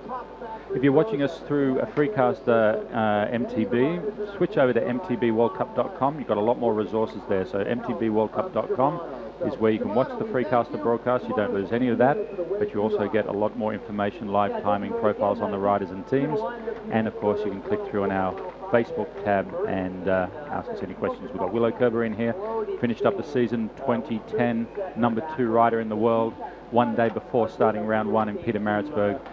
Tested positive for pregnancy, and we find her 4.5 months into that brand new chapter in her life. And other things going on with you, Willow. I understand that you're in the middle of writing a book that's set to be published later this year. I am. The title is sort of up in the air, so I won't disclose that yet, but it's going to be a book, definitely stories of my life, but a lot of what I've learned in racing and how to embrace your feminine side while being such a competitive athlete and such a masculine sport. Things like that, and just new ways of approaching training. Maybe more fun, less effort, kind of bringing in the energy from the universe type thing. I'm a bit of a hippie, so all that kind of stuff. And a lot of the changes that have just been going on with me since finding out I've been pregnant, how that really, you know, changes your whole perspective on life. Just like everyone says, and you don't know till it happens to you, so. And all the people that read your blog on willowkerber.com will be very familiar with your writing style, and we're very much looking forward to the book, I'm sure. Now, I heard a little word about what the front cover might look like. I don't know if you're in a position to tell us about that. Well, I'm going to be pretty pregnant looking soon, I hope. So I wanted to have some like angel wings sort of wrapped around the belly and on the bike. And so, well, my 2 choices for title are My Wheels Are My Wings or The Ride of My Life. So I'm going to see. Maybe the wings one if I want wings, but. And have you found the writing process easy or difficult? It's actually very easy to write. It's just setting up the time and space so that it can easily be channeled through me. You know, you can't be flustered or busy or thinking you're going to be answering the phone. You need to just have it be a sacred space, if you will. Well, let's just watch our leaders come down to the finish. And of this particular lap, we are on lap number 3. And Julie Brissett sitting second wheel. She came down through here last time in the lead after Catherine had gone down. But then we have the chase group coming up very shortly behind that. So I wonder if Marie-Helene Cremont is still on the front of that. No, she's not. No, I don't see Marie-Helene at all. That's Lissy Ursel, and it looks like... I wonder if Marie had a flat or something, because she was looking so strong. Yeah, that's Wojciechowska now riding with... Well, there might be another rider that just scooted around, so we may have missed it in the camera pan. So maybe these riders are sitting in 4th and 5th right now. Yeah. There we are. They are. Yep. So Marie-Helene has gone off and started her chase of the lead too. So absolutely picked right there by Willow that Marie-Helene would want to get to the front on the descent. She's been losing time sitting behind Lissy Ursel and the other riders, and it looks like Annika Langvaart has gone with her. So Lundblad sitting in 4th. This is now the final podium spot. This is 5th and 6th. So these two, I think, were slowing it down a little bit. And now we see the next group coming in. So there's Blaza, which I also felt like was slowing it down. Followed by Kalentieva and Georgia Gould and Katerina Nash, her teammate, right behind her. Where is Katie Compton? Hasn't picked up that gap yet as we get our leaders crossing the strike to go out on the penultimate lap. 2 laps to go, folks, in the Women's World Cup, round number 5. And we have the previous winner from Mont Saint Anne and the winner here from Windham last year leading the race, Catherine Pendrell, sitting with 140 points gap to the rider right behind her, Julie Bressett, plate number 1 for the BH Sun Tour team. If she manages to win today, she'll drop that gap of 140 down to 90 points. And that starts to become kind of manageable with 2 races to go. 140 points definitely seems like a nice, comfortable margin. There is 50 points difference between first and second in the overall today. Aidan Grogan, one of our regular viewers, is asking, Willow, you and Emily Batty swapped teams this year. Are you both owned by Trek and work together on tours? Are you happy with your team change, and what was the reason? Well, I can only speak for myself actually, since I'm not Emily, but I love my team, and the switch for me was very beneficial, so I could focus just on World Cups and the Olympics, just having put in the time doing all sorts of national races. So that was the move up for me, and yeah, I think it was good for all of us, but we're not necessarily owned by Trek. We're still free people, but we are sponsored by Trek, and it's a great sponsor for both of us. Yes, the Subaru Trek team in which Emily's on is a factory team out of Trek headquarters, and of course Trek World Racing, a privately owned team sponsored by Trek, so slightly different setups there, and we're very honoured and proud that you moved over to our program, and we're looking forward to next year when you make the big comeback. Definitely a lot of people have been asking me about that, and what sort of mindset it takes to know that you're going to be having a baby in December and we're racing World Cups in March. I mean, that's a lot of planning and a lot of, I mean, you'll be traveling with a baby, and of course either your mother or Miles will be with you. It's going to be a very, very challenging time. So a lot of people are asking what sort of mindset, what sort of athlete can do that. It'll be challenging, but I've actually always been great with challenges. It seems to be the thing that gets me to the next level. So first of all, I'm just so happy for the support I have from Trek World Racing and all my sponsors to give me the opportunity to come back. But I know that the races are a bit shorter, so my training time has been getting shorter over the years, more concentrated. So it's actually going to work in my favor, I think, and I'm just so excited to get back out there already. And it's not even next year, so. All right, plenty to look forward to as we go into an Olympic year 2012, and but we're still not done with 2011. We're working our way through round number 5 here at Windham, New York, and we can see now that the leaders have come through with a gap of 40 seconds. So Marie-Helene Premont has pulled back, actually a bit more than that. She's pulled back about 26 seconds since we last time saw them through. So she's made up some time on the descent, and if she can build up some more time on the climb, she could well get within eyesight of these leaders. So Marie-Helene Premont is the rider to watch right now. She's taken a bit between her teeth and really tried to work this gap. She's put 9 seconds into Annika Lundblad. Well, you see her just go through now, and here's the rest of our group, which includes Lizzie Ursel, Maja Vashovska, Blaza Klemencic, Irena Kalentieva, Georgia Gould, and Katerina Nash. Now, Katie Compton came through, still 14 seconds off the back of that group, so she hasn't managed to bridge the gap between herself and Katerina Nash, but she does have Gunrita Dala just a few seconds behind her. And next up we would have Tanya Zakelj and Leah Davison still sitting in 5th, Eva Lechner still in 16th. I'm not seeing too many big changes further down the order. Emily Batty now into the top 20, but that's about it as far as any changes go in our top 20. Not too much going on there, but the real interest is whether or not this ride by Marie-Helene Premont will be sufficient with 1.5, 1 3/4 laps to go to get up to these leaders who've pretty much been with each other since the get-go. Marie looks strong, and she was pulling back time both on the climb and descent, so now, I know sometime it's not impossible. She did struggle a little bit with retirement and whether or not she had a breathing problem, whether she'd stick it out for another Olympics. And I have to say I'm pretty impressed with how she's been going this season, and certainly not one to discount when it comes around to 2012.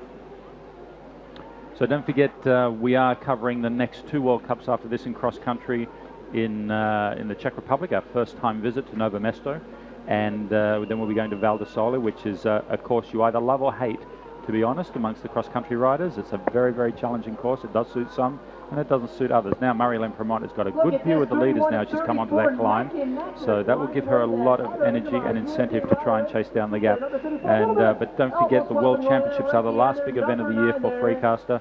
It is a pay-per-view, but sponsor of the broadcast, Scott, are giving away 200 codes. So if you want to get one of those 200 codes, just simply join the Facebook fan page of Scott and answer an easy question they've got set up for you there on the Scott Facebook page. Try and pick up one of those free 200 codes to watch the World Championships, and what an amazing race it's going to be. We haven't raced so late in the year at Chambéry before, and it'll be interesting to see how the weather is. Normally in the middle of summer there's thunderstorms in the afternoon, but when we get around to September it might be a little bit more temperate. We may not have the afternoon thunderstorms, but it's the kind of track that you don't want to have too wet. There's a lot of technical stuff. We were talking before the broadcast about those lumpy tree roots and other areas where, really speaking, it is 100% rideable, but it's not always 100% raceable and on the bike. Sometimes you do have to get off, so it's a tricky track. You do not want it to be wet for the cross country, but who knows what it's going to be like the first week of September. It should be fascinating racing. It's very much in the center of Europe, so if you're going to get to one race this year, make it the World Championships, and it should be a very, very big week indeed for everybody. All right, here's we've got here, these are our leaders coming out of the forest. Julie Bressett leading that with Catherine Pendrell sitting on second wheel, plate number 2. And of course the schedule has been announced for next year, and not everything is confirmed. I believe there is a North American race that hasn't yet been locked in after Mont Saint Anne. It could well be Windham. I'm not really sure on what is going on there, but the World Championships is a split venue, same region, Saalfeld and Leogang, but they're 15 kilometres apart, and they'll be different weekends. So downhill will be the first weekend, and the following weekend will be cross-country 15 kilometres down the road in Saalfeld and Leogang for the downhill.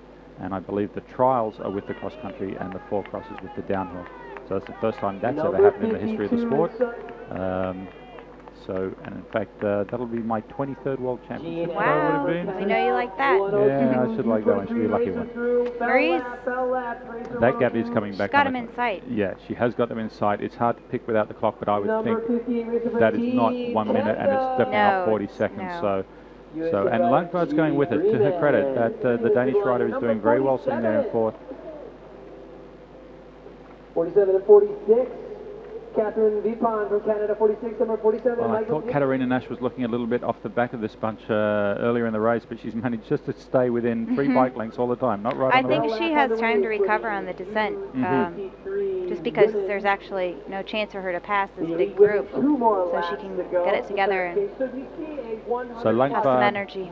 Langford, the one who's gone out of the group to try and go with Marie-Helene Premont, but it's still Lizzie Ursel dictating the pace for the rest of this crew. And that's quite a big group with 2 laps to go. I mean, to get the bell lap, to have these riders in a group that size still deciding a podium place is quite interesting. We don't see that very often. Yep, I guess that's 5th through. That's 5th through to 10th or so. Yeah.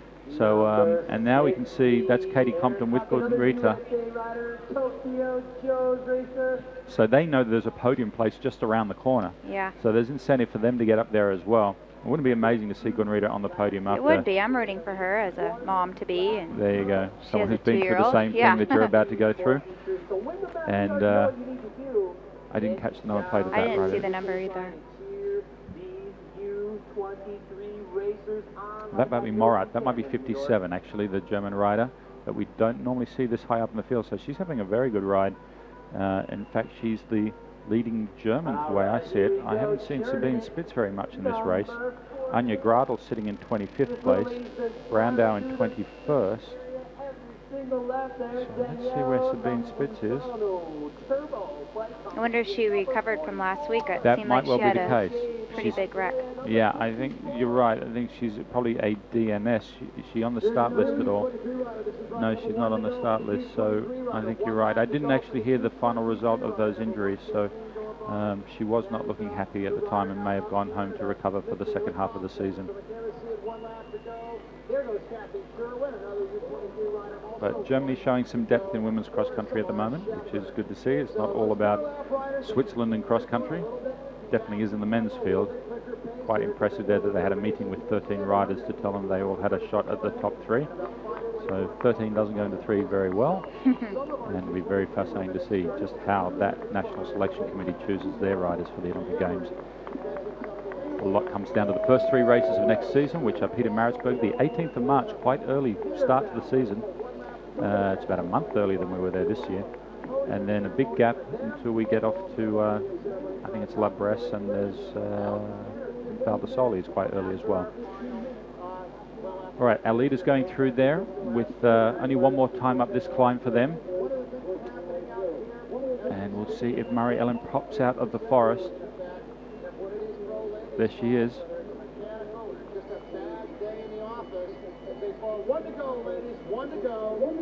How does she look to you, Willow? Still looking comfortable? Well, you know, cross-country racing is tough, so it looks like she's working, but she's moving quickly, so... Yeah, still got good pace going, and it seems like Langvaard, where is she now? So that's the same sort of gap that they had before, yeah. 7 seconds. She's about 30 seconds off the front right here. Their goals went in at 1:07:28, so... Right. So she's how far back? I think just a little over 30 seconds, right. 32 okay. seconds. So okay, so she's picked up a little bit of time yeah. now. Well, that means she's going to be a lot closer going through the second feed zone, and then she'll go into the descent with that incentive of being able to see the leaders. Kalentieva now moving mid-pack ahead of Georgia Gould. Also, she'll have a clear track, no one in front of her on the downhill. It really makes a difference. Definitely the team of the day will be Luna. They've got 3 riders yeah. up there in the top 10 doing extremely well. Specialized did dominate early in the season with Ren Cheng Wan and Lenny and Leah doing so well, but today it looks like it's all about Luna for the team ranking. Julie Bressat, the only woman on her team. She does have teammate Maxime Marot in the men's, and he's had a pretty good season, good start to the season. Didn't have a great ride last week in Amsterdam, but keep an eye on Maxime Marot this afternoon in the men's. Up through the second feed zone.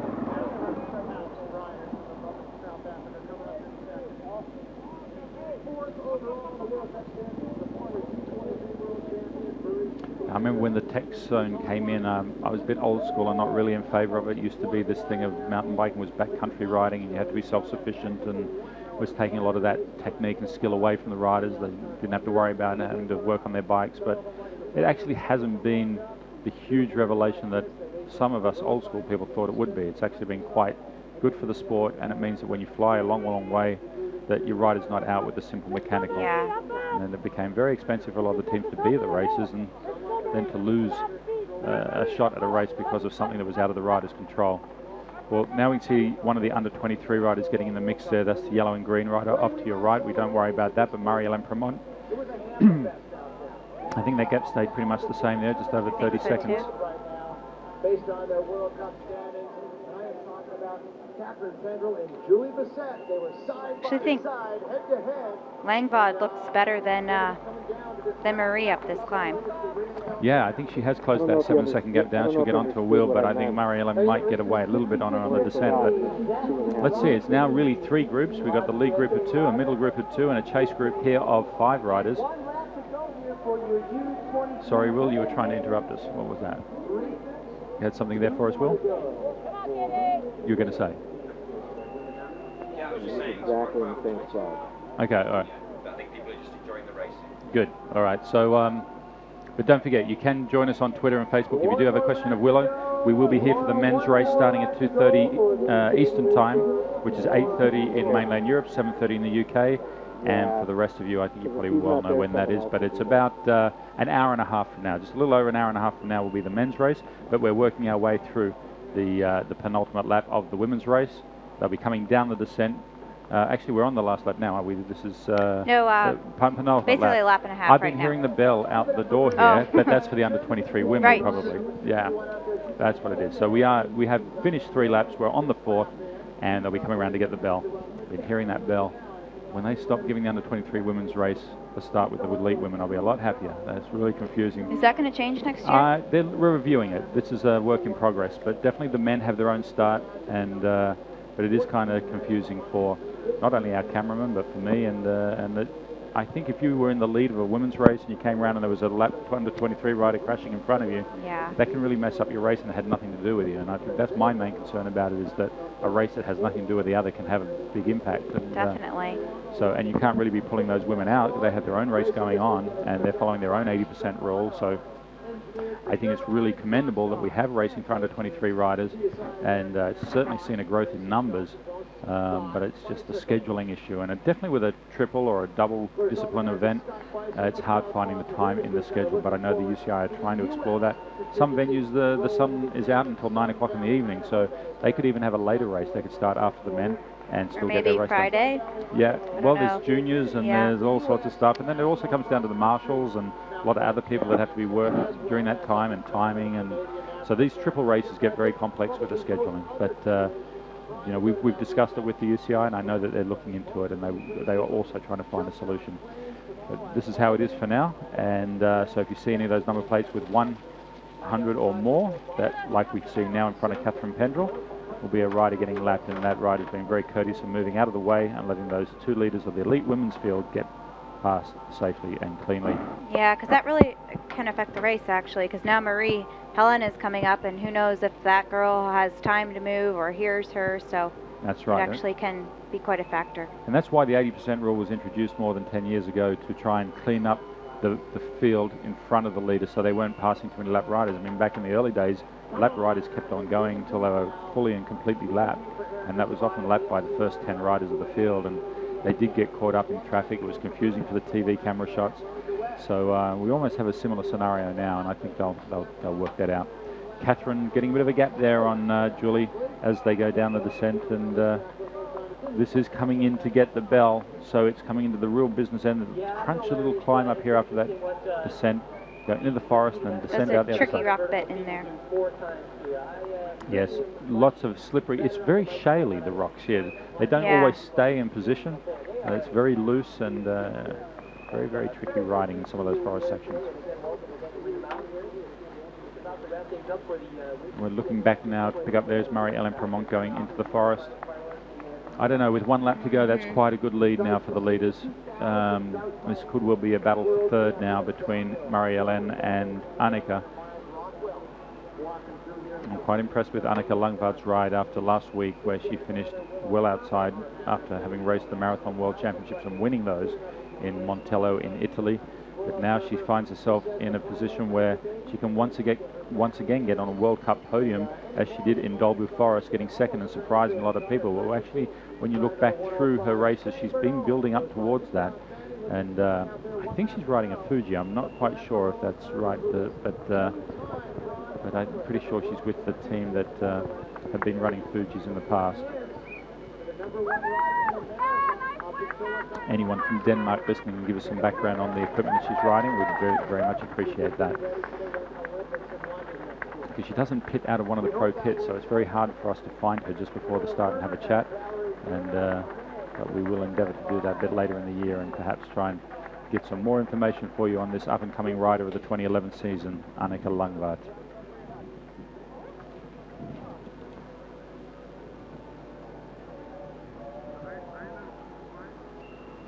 Back now with the leaders descending, Catherine Pendrell with Julie Brissett right on her tail. Someone's going to have to launch an attack on a climb here. That's what it's going to come down to, and this is going to be a fascinating last lap between our two leaders. And now you can see that Annika Lungvard has moved right up to Marie-Helene, closed the gap there on that descent, so she's descending well there. And she won the Bundesliga race in Salzhausen. We saw that just before, or around about the time of Offenburg. And she won the early races in Cyprus. The Sunshine Cup is a big series that happens in Europe very early in the season. It's a good way to start the season for the Europeans who are snowed under. They get down to Cyprus. They call it, quite appropriately, the Sunshine Cup, and she won rounds 1 and 3 down there this year, Annika Lungvard. So she's had a few wins in the smaller races, but obviously her standout result, and when I read her blog afterwards, she was absolutely thrilled to bits with her second in Dolby. And she wasn't riding in second for a lot of that race. She was back in 5th and lower top 10 at some points, and just got very, very strong on the last lap. As we see our leaders coming up now towards the finish line, This will be their 1 lap to go sign, so they'll be getting the bell. We can hear the bell ringing outside the Waffle House commentary booth as they head out now with 1 lap to go up towards the feed zone. And we'll just see what they take on here. They should be taking on some water and possibly a gel here as well, Willow? I would think so. Every last little bit you can get, because this is going to be a battle. Let's see what they take on. The mud drying on Catherine Pendrell's right leg where she went down earlier in the race. Fortunately didn't suffer any sort of mechanical, and obviously she's not bleeding anywhere, so it's a soft fall. But there's a water bottle there to Julie Bressett, a water bottle there to Catherine Pendrell. And sometimes they have someone else at the end of the feed zone handing out the gels. And we're going to swing around now to see where third place Marie-Helene Premont is with Annika Lungvad. They're coming through now. The gap is quite handy. I think they're going to come through under 30 seconds. Oh, 50 seconds. Wow. That is deceptive, because it didn't look that long to me. Does it really take 50 seconds to get from there to halfway up to the feed zone?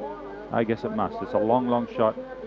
And then you get tired, you know. Yeah. I guess they got a bit tired on the last lap, but I think we've got a battle for first and second, then these two, and then a big one for fifth back here with this other group. Yeah, who's going to round out the podium. Lungvad happy to go to the front now. Picking up a bottle, emptying the one that she's had on her bike. Marie-Helene Premont going to the outside away from the feeders. Lungvad drops a bottle and they head out now to start the climb. Got a question from Heather Williams asking, Willow, how many slots does the US get for the Olympic Games? Is that already determined? No, that's determined at the end of this year for the country's ranking. So they take the top 3 women from every country, their UCI ranking, and then decide from there. So the top 5 countries overall will get 2 spots for the women, and then it goes down to 1. So I'm rooting for the US girls right now. Let's get those 2 spots. And then once the spots are allocated, I guess the National Olympic Committee can say whether or not they want to take those spots.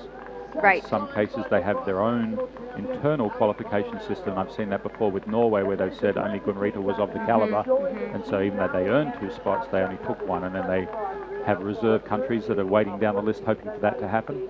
And then you've got your continental championships as well that give you a spot for, I think it's Pan America, Asia, Oceania and Africa. So making sure that the full Olympic model of Olympism, where all countries and all nations have a shot to get into the Olympics. And yes, like you say, at the end of the year they'll know who gets 2 spots, and then after that I guess that the individual nations have their own selection criteria for who gets those 2 spots. And for the United States, it's basically just who does what at the World Cups next year, up to a certain point, probably till the ones in June, and then pick the team.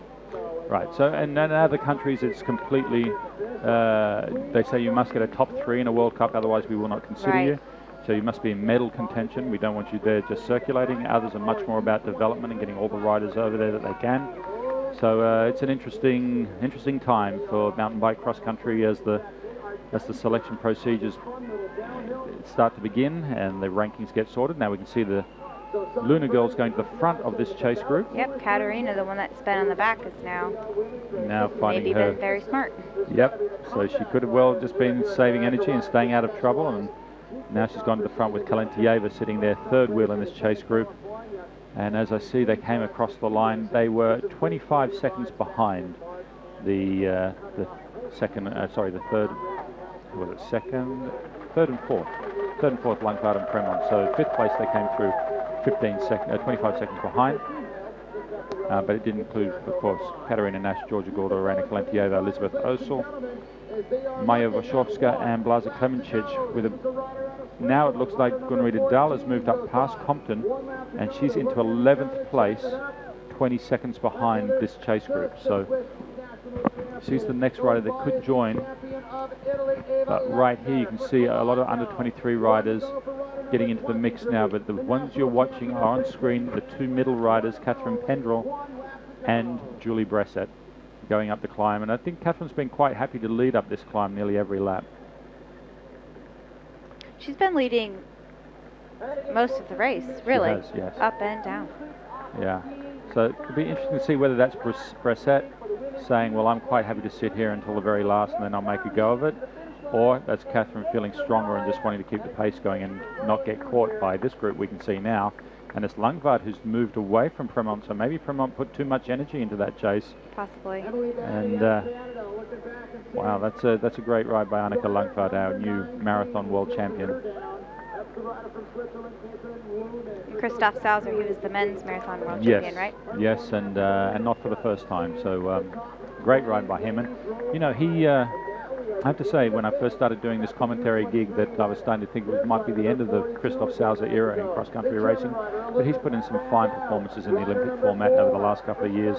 And for a rider who's been around since the days of Cadel Evans and these guys that we see in the Tour, he's really quite an amazing cross-country rider who's always in contention.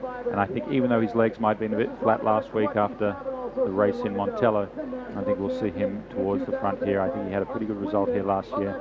I'll get my men's commentary notes out later, but he had a pretty good result here last year. So, you know, Christoph Sauser is always someone to watch, and he's a great ambassador. He's won so many World Cups.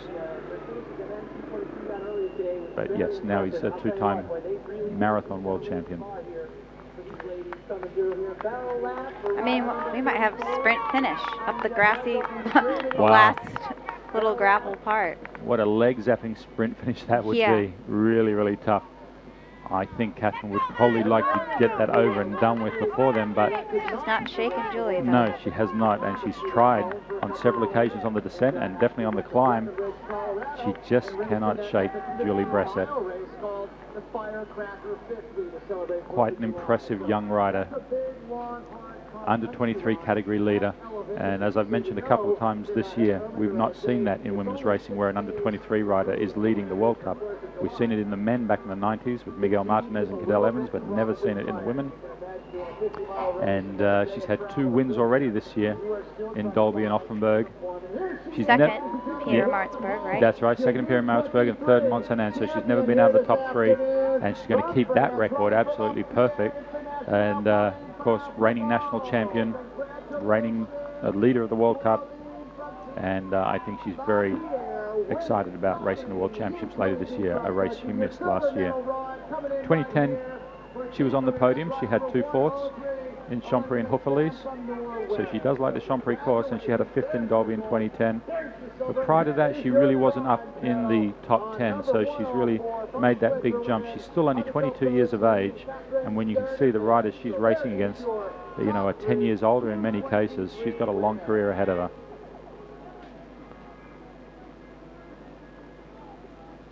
Georgia's got a bit of a gap on Katarina for 5th right now. Right, so it looks like, yes, that Georgia is it up the front there now? Yeah. So looking for a podium after a podium here last year.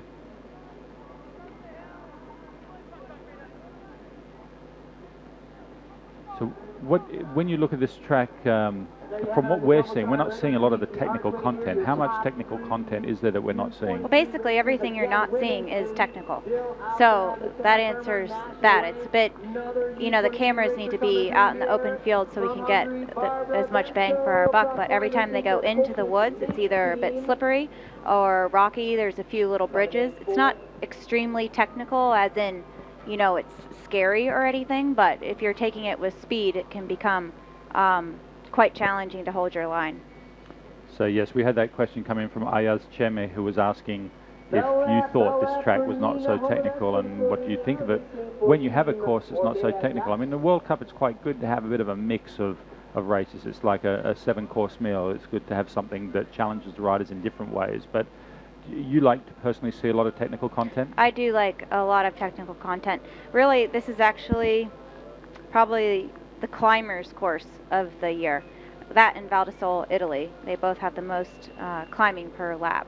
But this is actually more technical in the woods than Val di Sole. So this is pretty middle of the road as far as technical goes. It's not like Champrix, but it still is challenging. As you can see, the downhills made a difference in the race today. Yes, absolutely. The different sections of the course have played a role in how this race has played out. As we see, Catherine came out of that forest section with a little bit of a gap that Julie Bressett had to close down as soon as she got out into the sunshine. So there have been little gaps forming here and there, even amongst the tight groups. So it is an interesting track that I think, like you say, is good for the climbers, but there's definitely enough technical content that riders who aren't as proficient on the descents are losing time. So, I mean, we know Catherine Pendrell and Julie Brissett are pretty comfortable in both technical and climbing. Yeah. And therefore, that's why we see them towards the front and why Catherine was so successful here last year. And I'm pretty sure that Julie Brissett would have been here had she not been injured, giving her just as hard a time as she's doing today. So we wait now to see third is Annika Langvad coming out of the forest in the distinctive red and white colours of the Danish national champion. And we're heading back to Scandinavia for the first time in a long time with World Cup racing. The downhill World Cup finals will be in Hafjell in Norway next year after the World Championships. Now, I see that Offenburg isn't on the calendar next year. I don't know how you feel about that, Willa. I've been hearing a lot of people quite disappointed about Offenburg not being on the schedule. It's quite a classic and very, very popular with the fans. It is, big crowds and everything, but I'm taking Hufeli's coming back in as a consolation prize for Offenburg going out, because I really like that course. Yeah, and that's another classic. It's one of those venues, Hufeli's, that, well, it's almost like mountain bike cross country's Monaco's Formula One. It's a track or a venue that you probably wouldn't pick nowadays with the size of the trucks and all the space we need, but it's such a classic on the course that people just love to race, and the crowds come from all over the place. And it's in the Ardennes. It's a classic cycling venue, and it makes a welcome return to the World Cup next year. And you had what was your best result in North I got second there last year by 5 seconds, and I want those 5 seconds back, so I'm glad we're going there. Well, here we see now our leaders going up the climb, and as you say, it might take one of these riders to put a break in on a climb and then hold it on the descent. Looks like Catherine Pendrell, coming through the feed zone for the very last time, is trying to get a bit of a gap. She's not shaking Brissett at all. They almost look like they're the same person. They are. They are. They look like they're riding a tandem right now.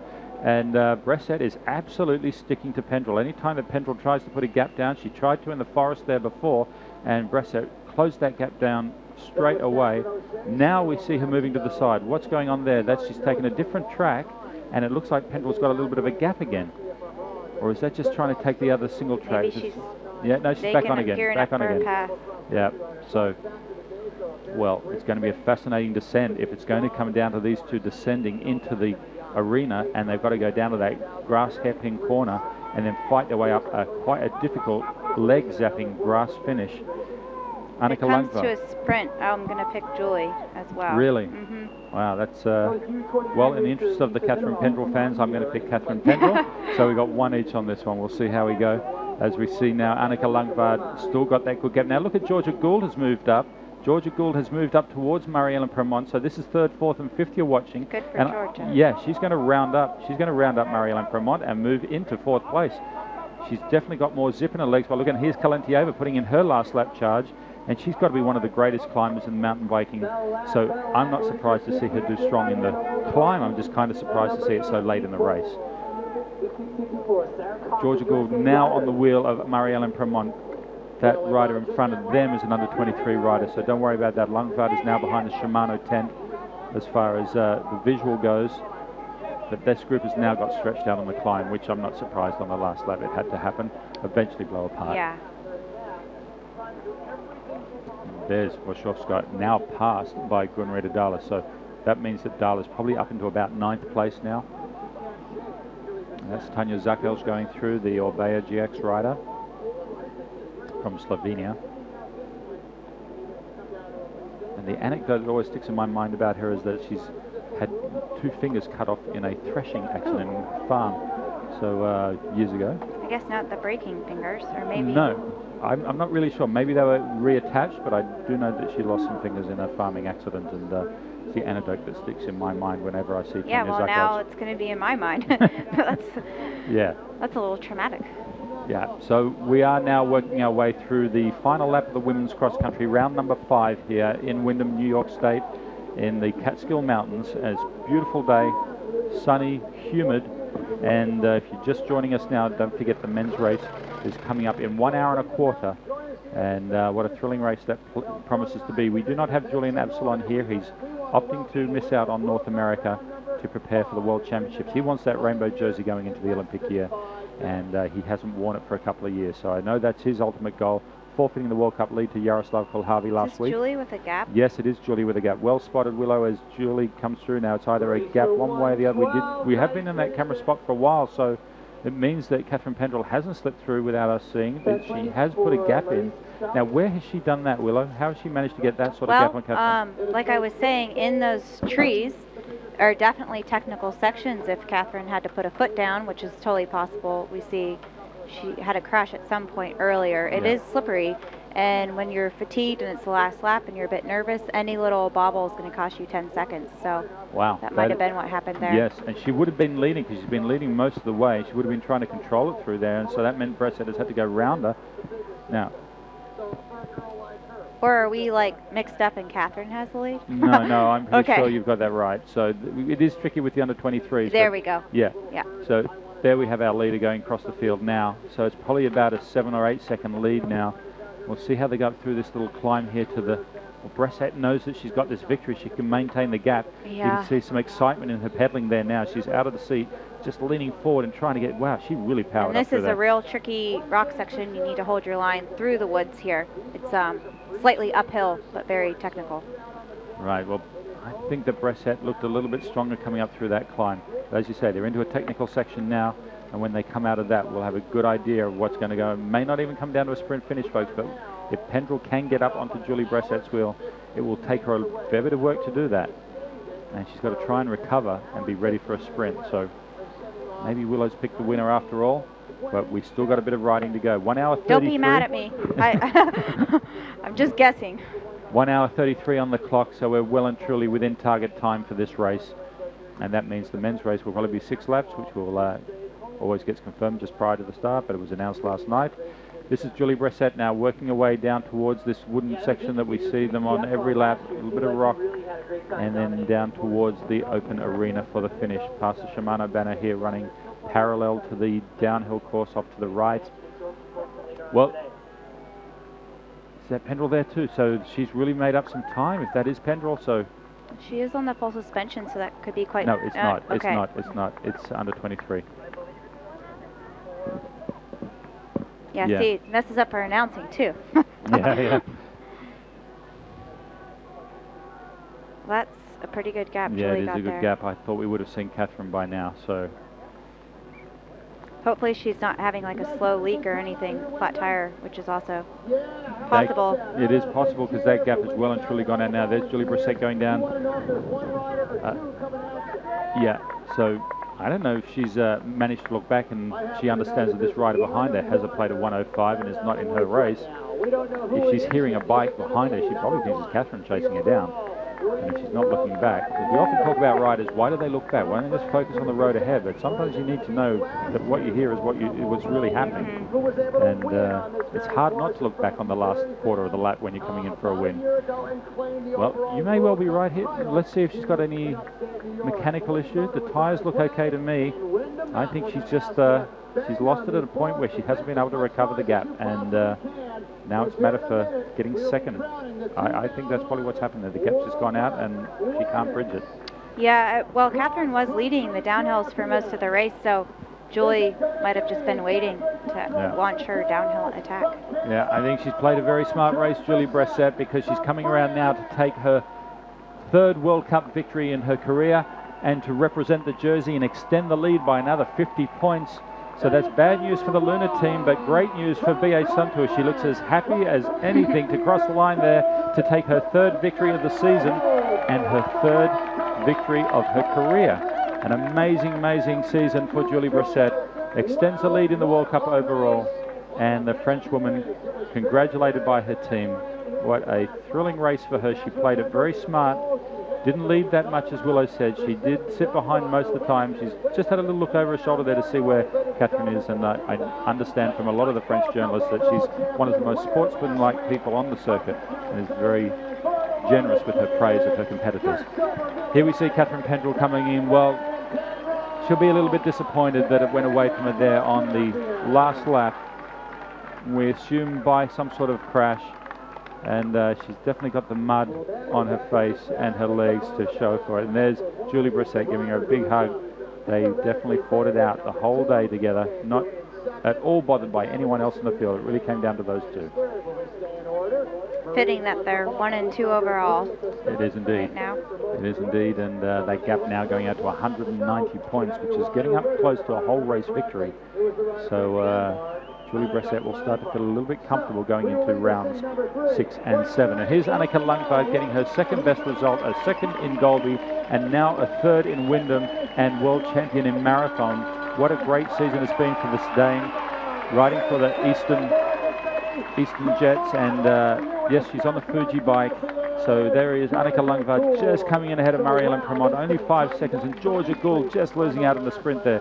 We didn't see it, but that would have been legs up. You can see Georgia Gould there wanting to spin it out. That would have been lactic building sprint coming up that hill. 1 second After an difference hour there. and a half as well. So that is your podium. Julie Bressett, Catherine Pendrell, Annika Lundgaard, Marie-Helene Cremont, and Georgia Gould. Kalentieva coming in 6th place, and I think the body language says it all there. She just ran out of steam and wasn't able to keep pace with the rest of them today. That looks like a happy Katarina Nash. Is it coming in? Yes, she seems pretty happy with 7th. Good day for the Luna girls. Again, they had a good weekend last weekend, there you are, too. 3 riders in the top 7. Very impressive. And we see now 8th place being taken by Blaza Klemencic. Full credit to her. She was up in the top 10 all day. Lizzie Ursel did a lot of the work early on for that group and now comes in 9th place. And I think she'll be a little disappointed with that, having been on the podium here last year.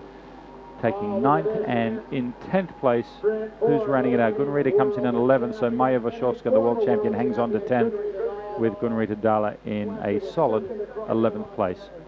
So that's our top 10 in. We're going to keep the pictures on for podium so people will be able to continue watching the podium. But we're going to take a little lunch break, Willow and I, and we're going to join you for the men's race. But thanks for tuning in for now. This is Martin Whiteley tuning out in women's cross country, and we'll see you a bit later on for the men's. Bye-bye for now.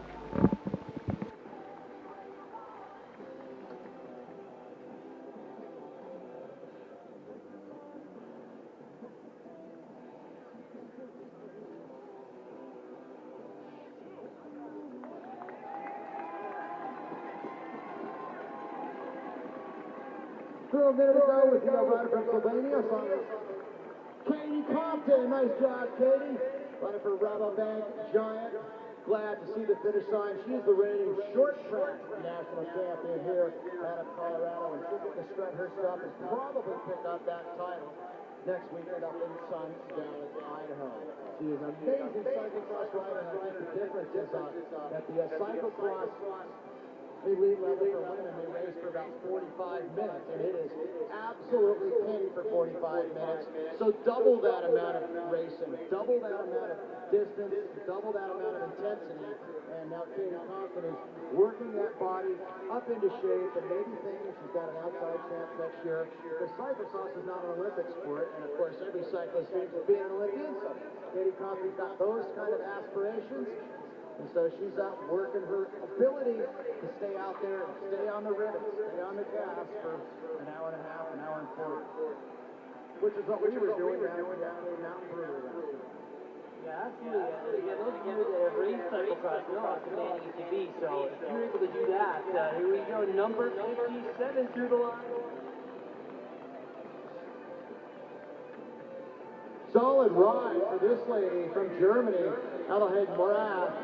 Felt rider, put her literally in the last row, and so she has, she's won the award for passing the most riders today. Welcome home out of Jericho, Vermont, Leah Davison. A top 15 ride for the Comeback Rider 2011. Davison is in for Team Specialized. Couple more heavy power pedal strokes there. Rider number 33 rolls through. Cecile Ravenel from France, a GT Skoda. And Chamonix are her sponsors. Chamonix, that's a good skiing. Yeah, but it doesn't hold a candle to Windham Mountain. This is true.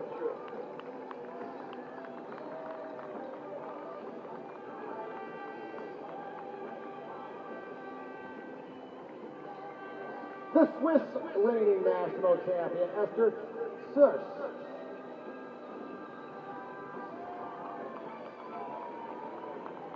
.1 hour, ladies and gentlemen, is all you gotta wait. Here's Emily Fanny Trek Subaru rider out of Ontario, Canada.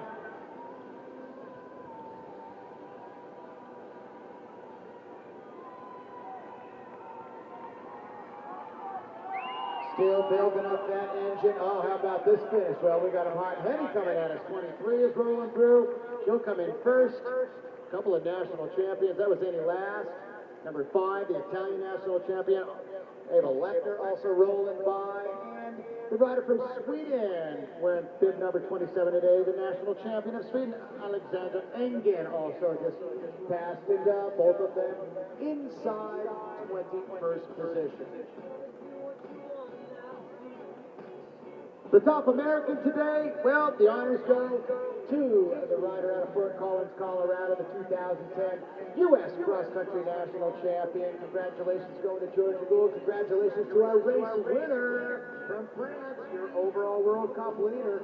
Winning time, 1 hour 35 for those 5 laps of racing. And do Category 1 men. Well, they're really looking at that right now because that is now the time that they will, the fastest of the Category 1 men tomorrow. They'll be all trying to beat that time of 135, and we're only going to have a couple of guys that are just about ready to turn pro, even come close to 135, I suspect. Yeah, that's a respectable climb here. Again, 700 vertical feet each lap, roughly about 3 miles and some change, 5.4 kilometers here. Number 42 rolling along, Elizabeth Brando from Germany. Smiling, that's what sportsmanship's all about. Number 19, head down, charging it with a strong finish. Captain Loman, and you can tell she's probably seizing up a little bit. Oh, yeah, the rear top tire, flat tire. So, bummer for her, but at least she knows it to the line, and Loman will hang on to a top 25 position here, and hopefully hang on to inside her top 20 overall World Cup standing. From Boulder, Colorado, we talked about her having a great ride at the Firecracker 50 last week. Another Ermin girl. Also, right on her wheel was rider number 25, the rider from the Czech Republic, Teresa Hurakova. And then behind her, the rider from the Netherlands, racer number 36, and that would be Laura Turpan. And last through was the rider from Germany, 28th position for Anja Granel.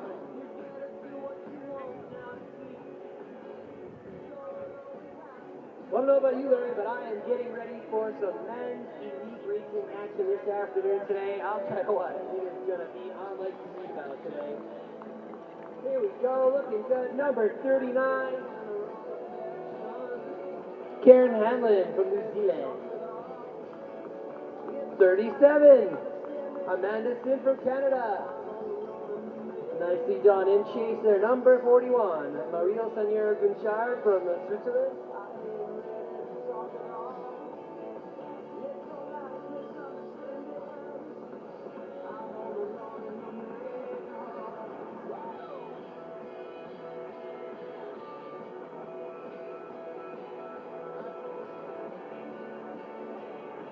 Hey, if you guys would like an opportunity to win or meet our winner of our women's race, and maybe, if we're lucky, the winner of the men's race down there at the Sun Tour booth this afternoon from 5 o'clock until 5:30, Belgium Bike Dome. It's down, it's under a tent in our expo area. Head on down there. You may be able to win a signed jersey of Jose Hermedez, the reigning world cross-country champion, or...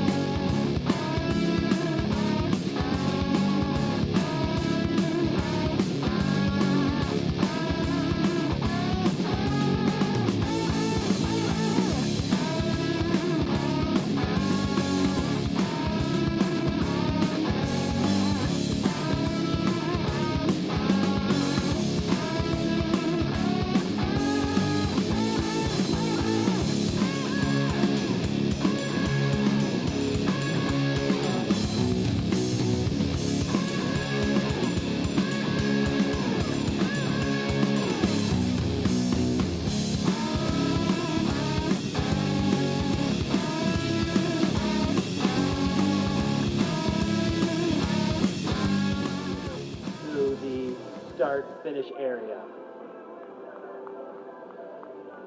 All right, let's hear Windham, New York, number 30. Psyched to see this finish line.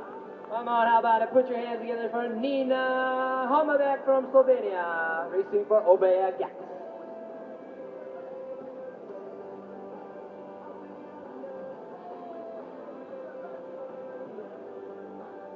Again, 1:35.36. A very, very happy Julie Brissett. Number 51 coming in through the line. Looking good, Sandra Walter from Canada.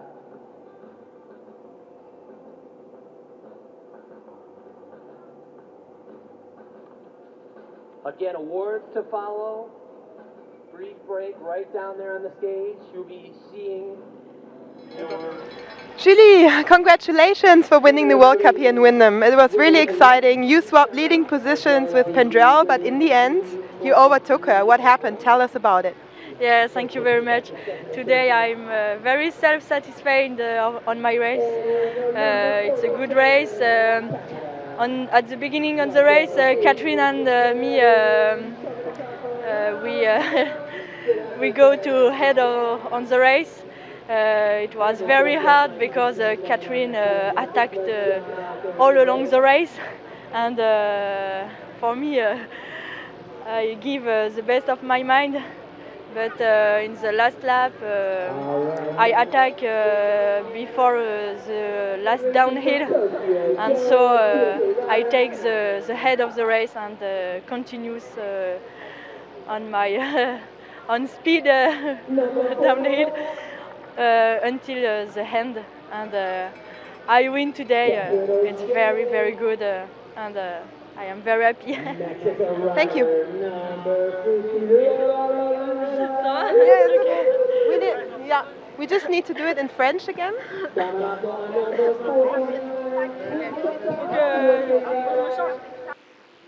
done, Sister riding for Canada.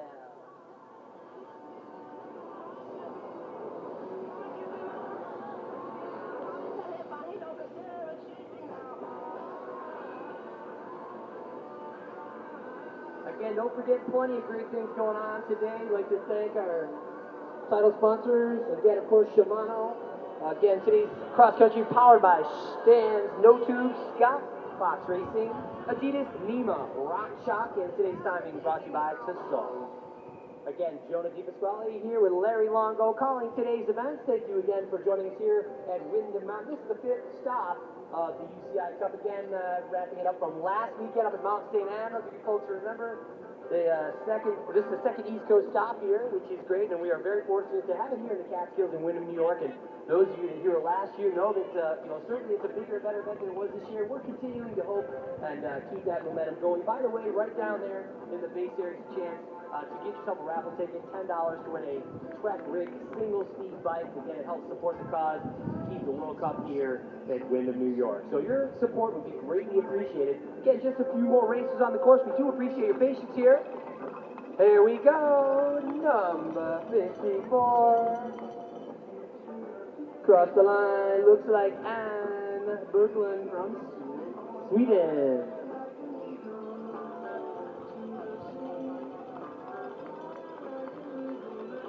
Number 62, rider Catherine Sherman on the stands, No Tube team. Come on, give it up for her. Nice job, Catherine.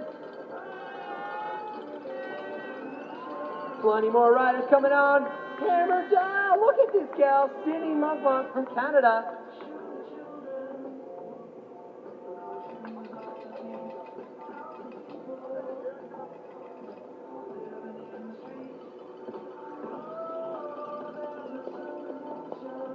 All right, I'm going to turn things over to Larry Longo as he gets himself in a queue. Bring your attention down to the stage there. We will still be continuing to finish riders. I've been instructed to turn your attention to the awards podium stage.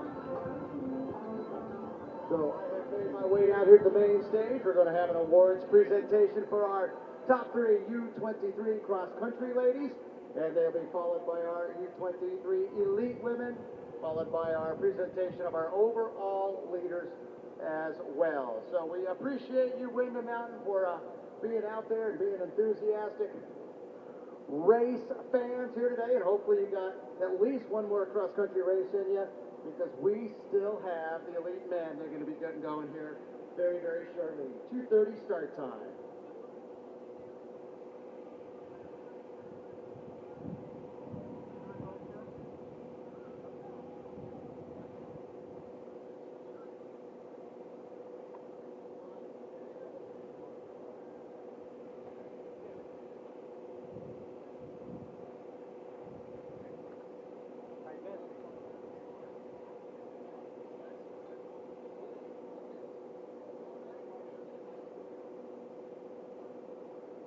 All right, ladies and gentlemen, let's bring them up here in order on our top 3 in our podium for U23 women. Today, riding out of Switzerland, finishing with a bronze medal spot on our blocks. Please welcome Catherine Sterneman.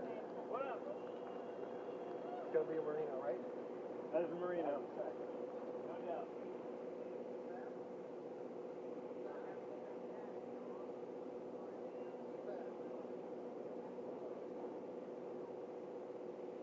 Congratulations, Catherine. Bronze medal rider, Catherine Sternman, Central High Bike Pro Team. In second place, out of Norway, riding for Team Marina Smart Safety, Elizabeth Pham.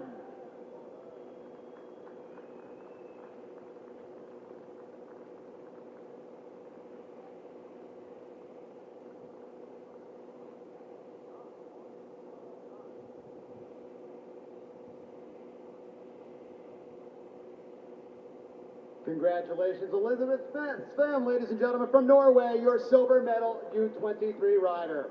The winner from France, riding for La Pierre International, Pauline Ferrand-Prévot.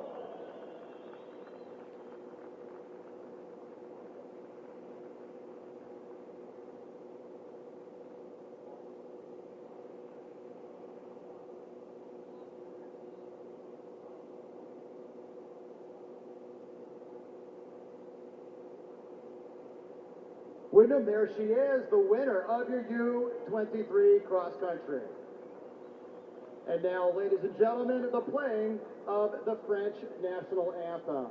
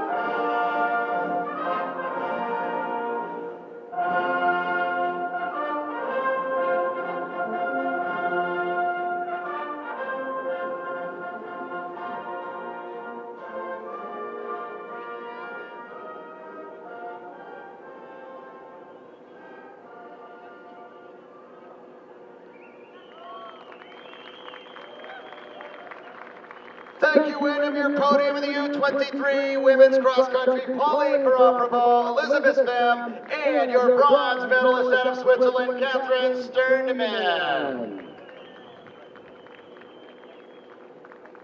Will they celebrate with the champagne? I think they should.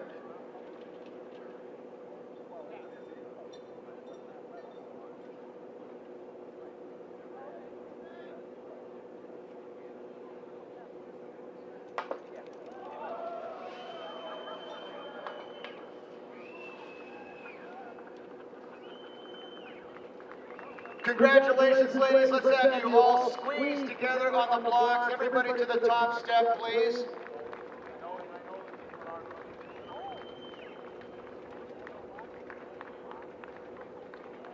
Nothing like the burn of the champagne in the eyes. And it's a happy burn now when you're on the podium at a World Cup cross country.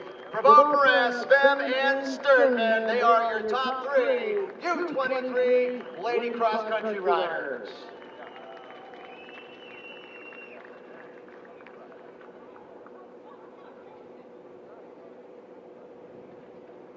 And now, without any further delay, why don't we bring Pauline Ferrand-Prévot back up on the podium, as she is your 2011 right now overall World Cup U23 women's cross country leader.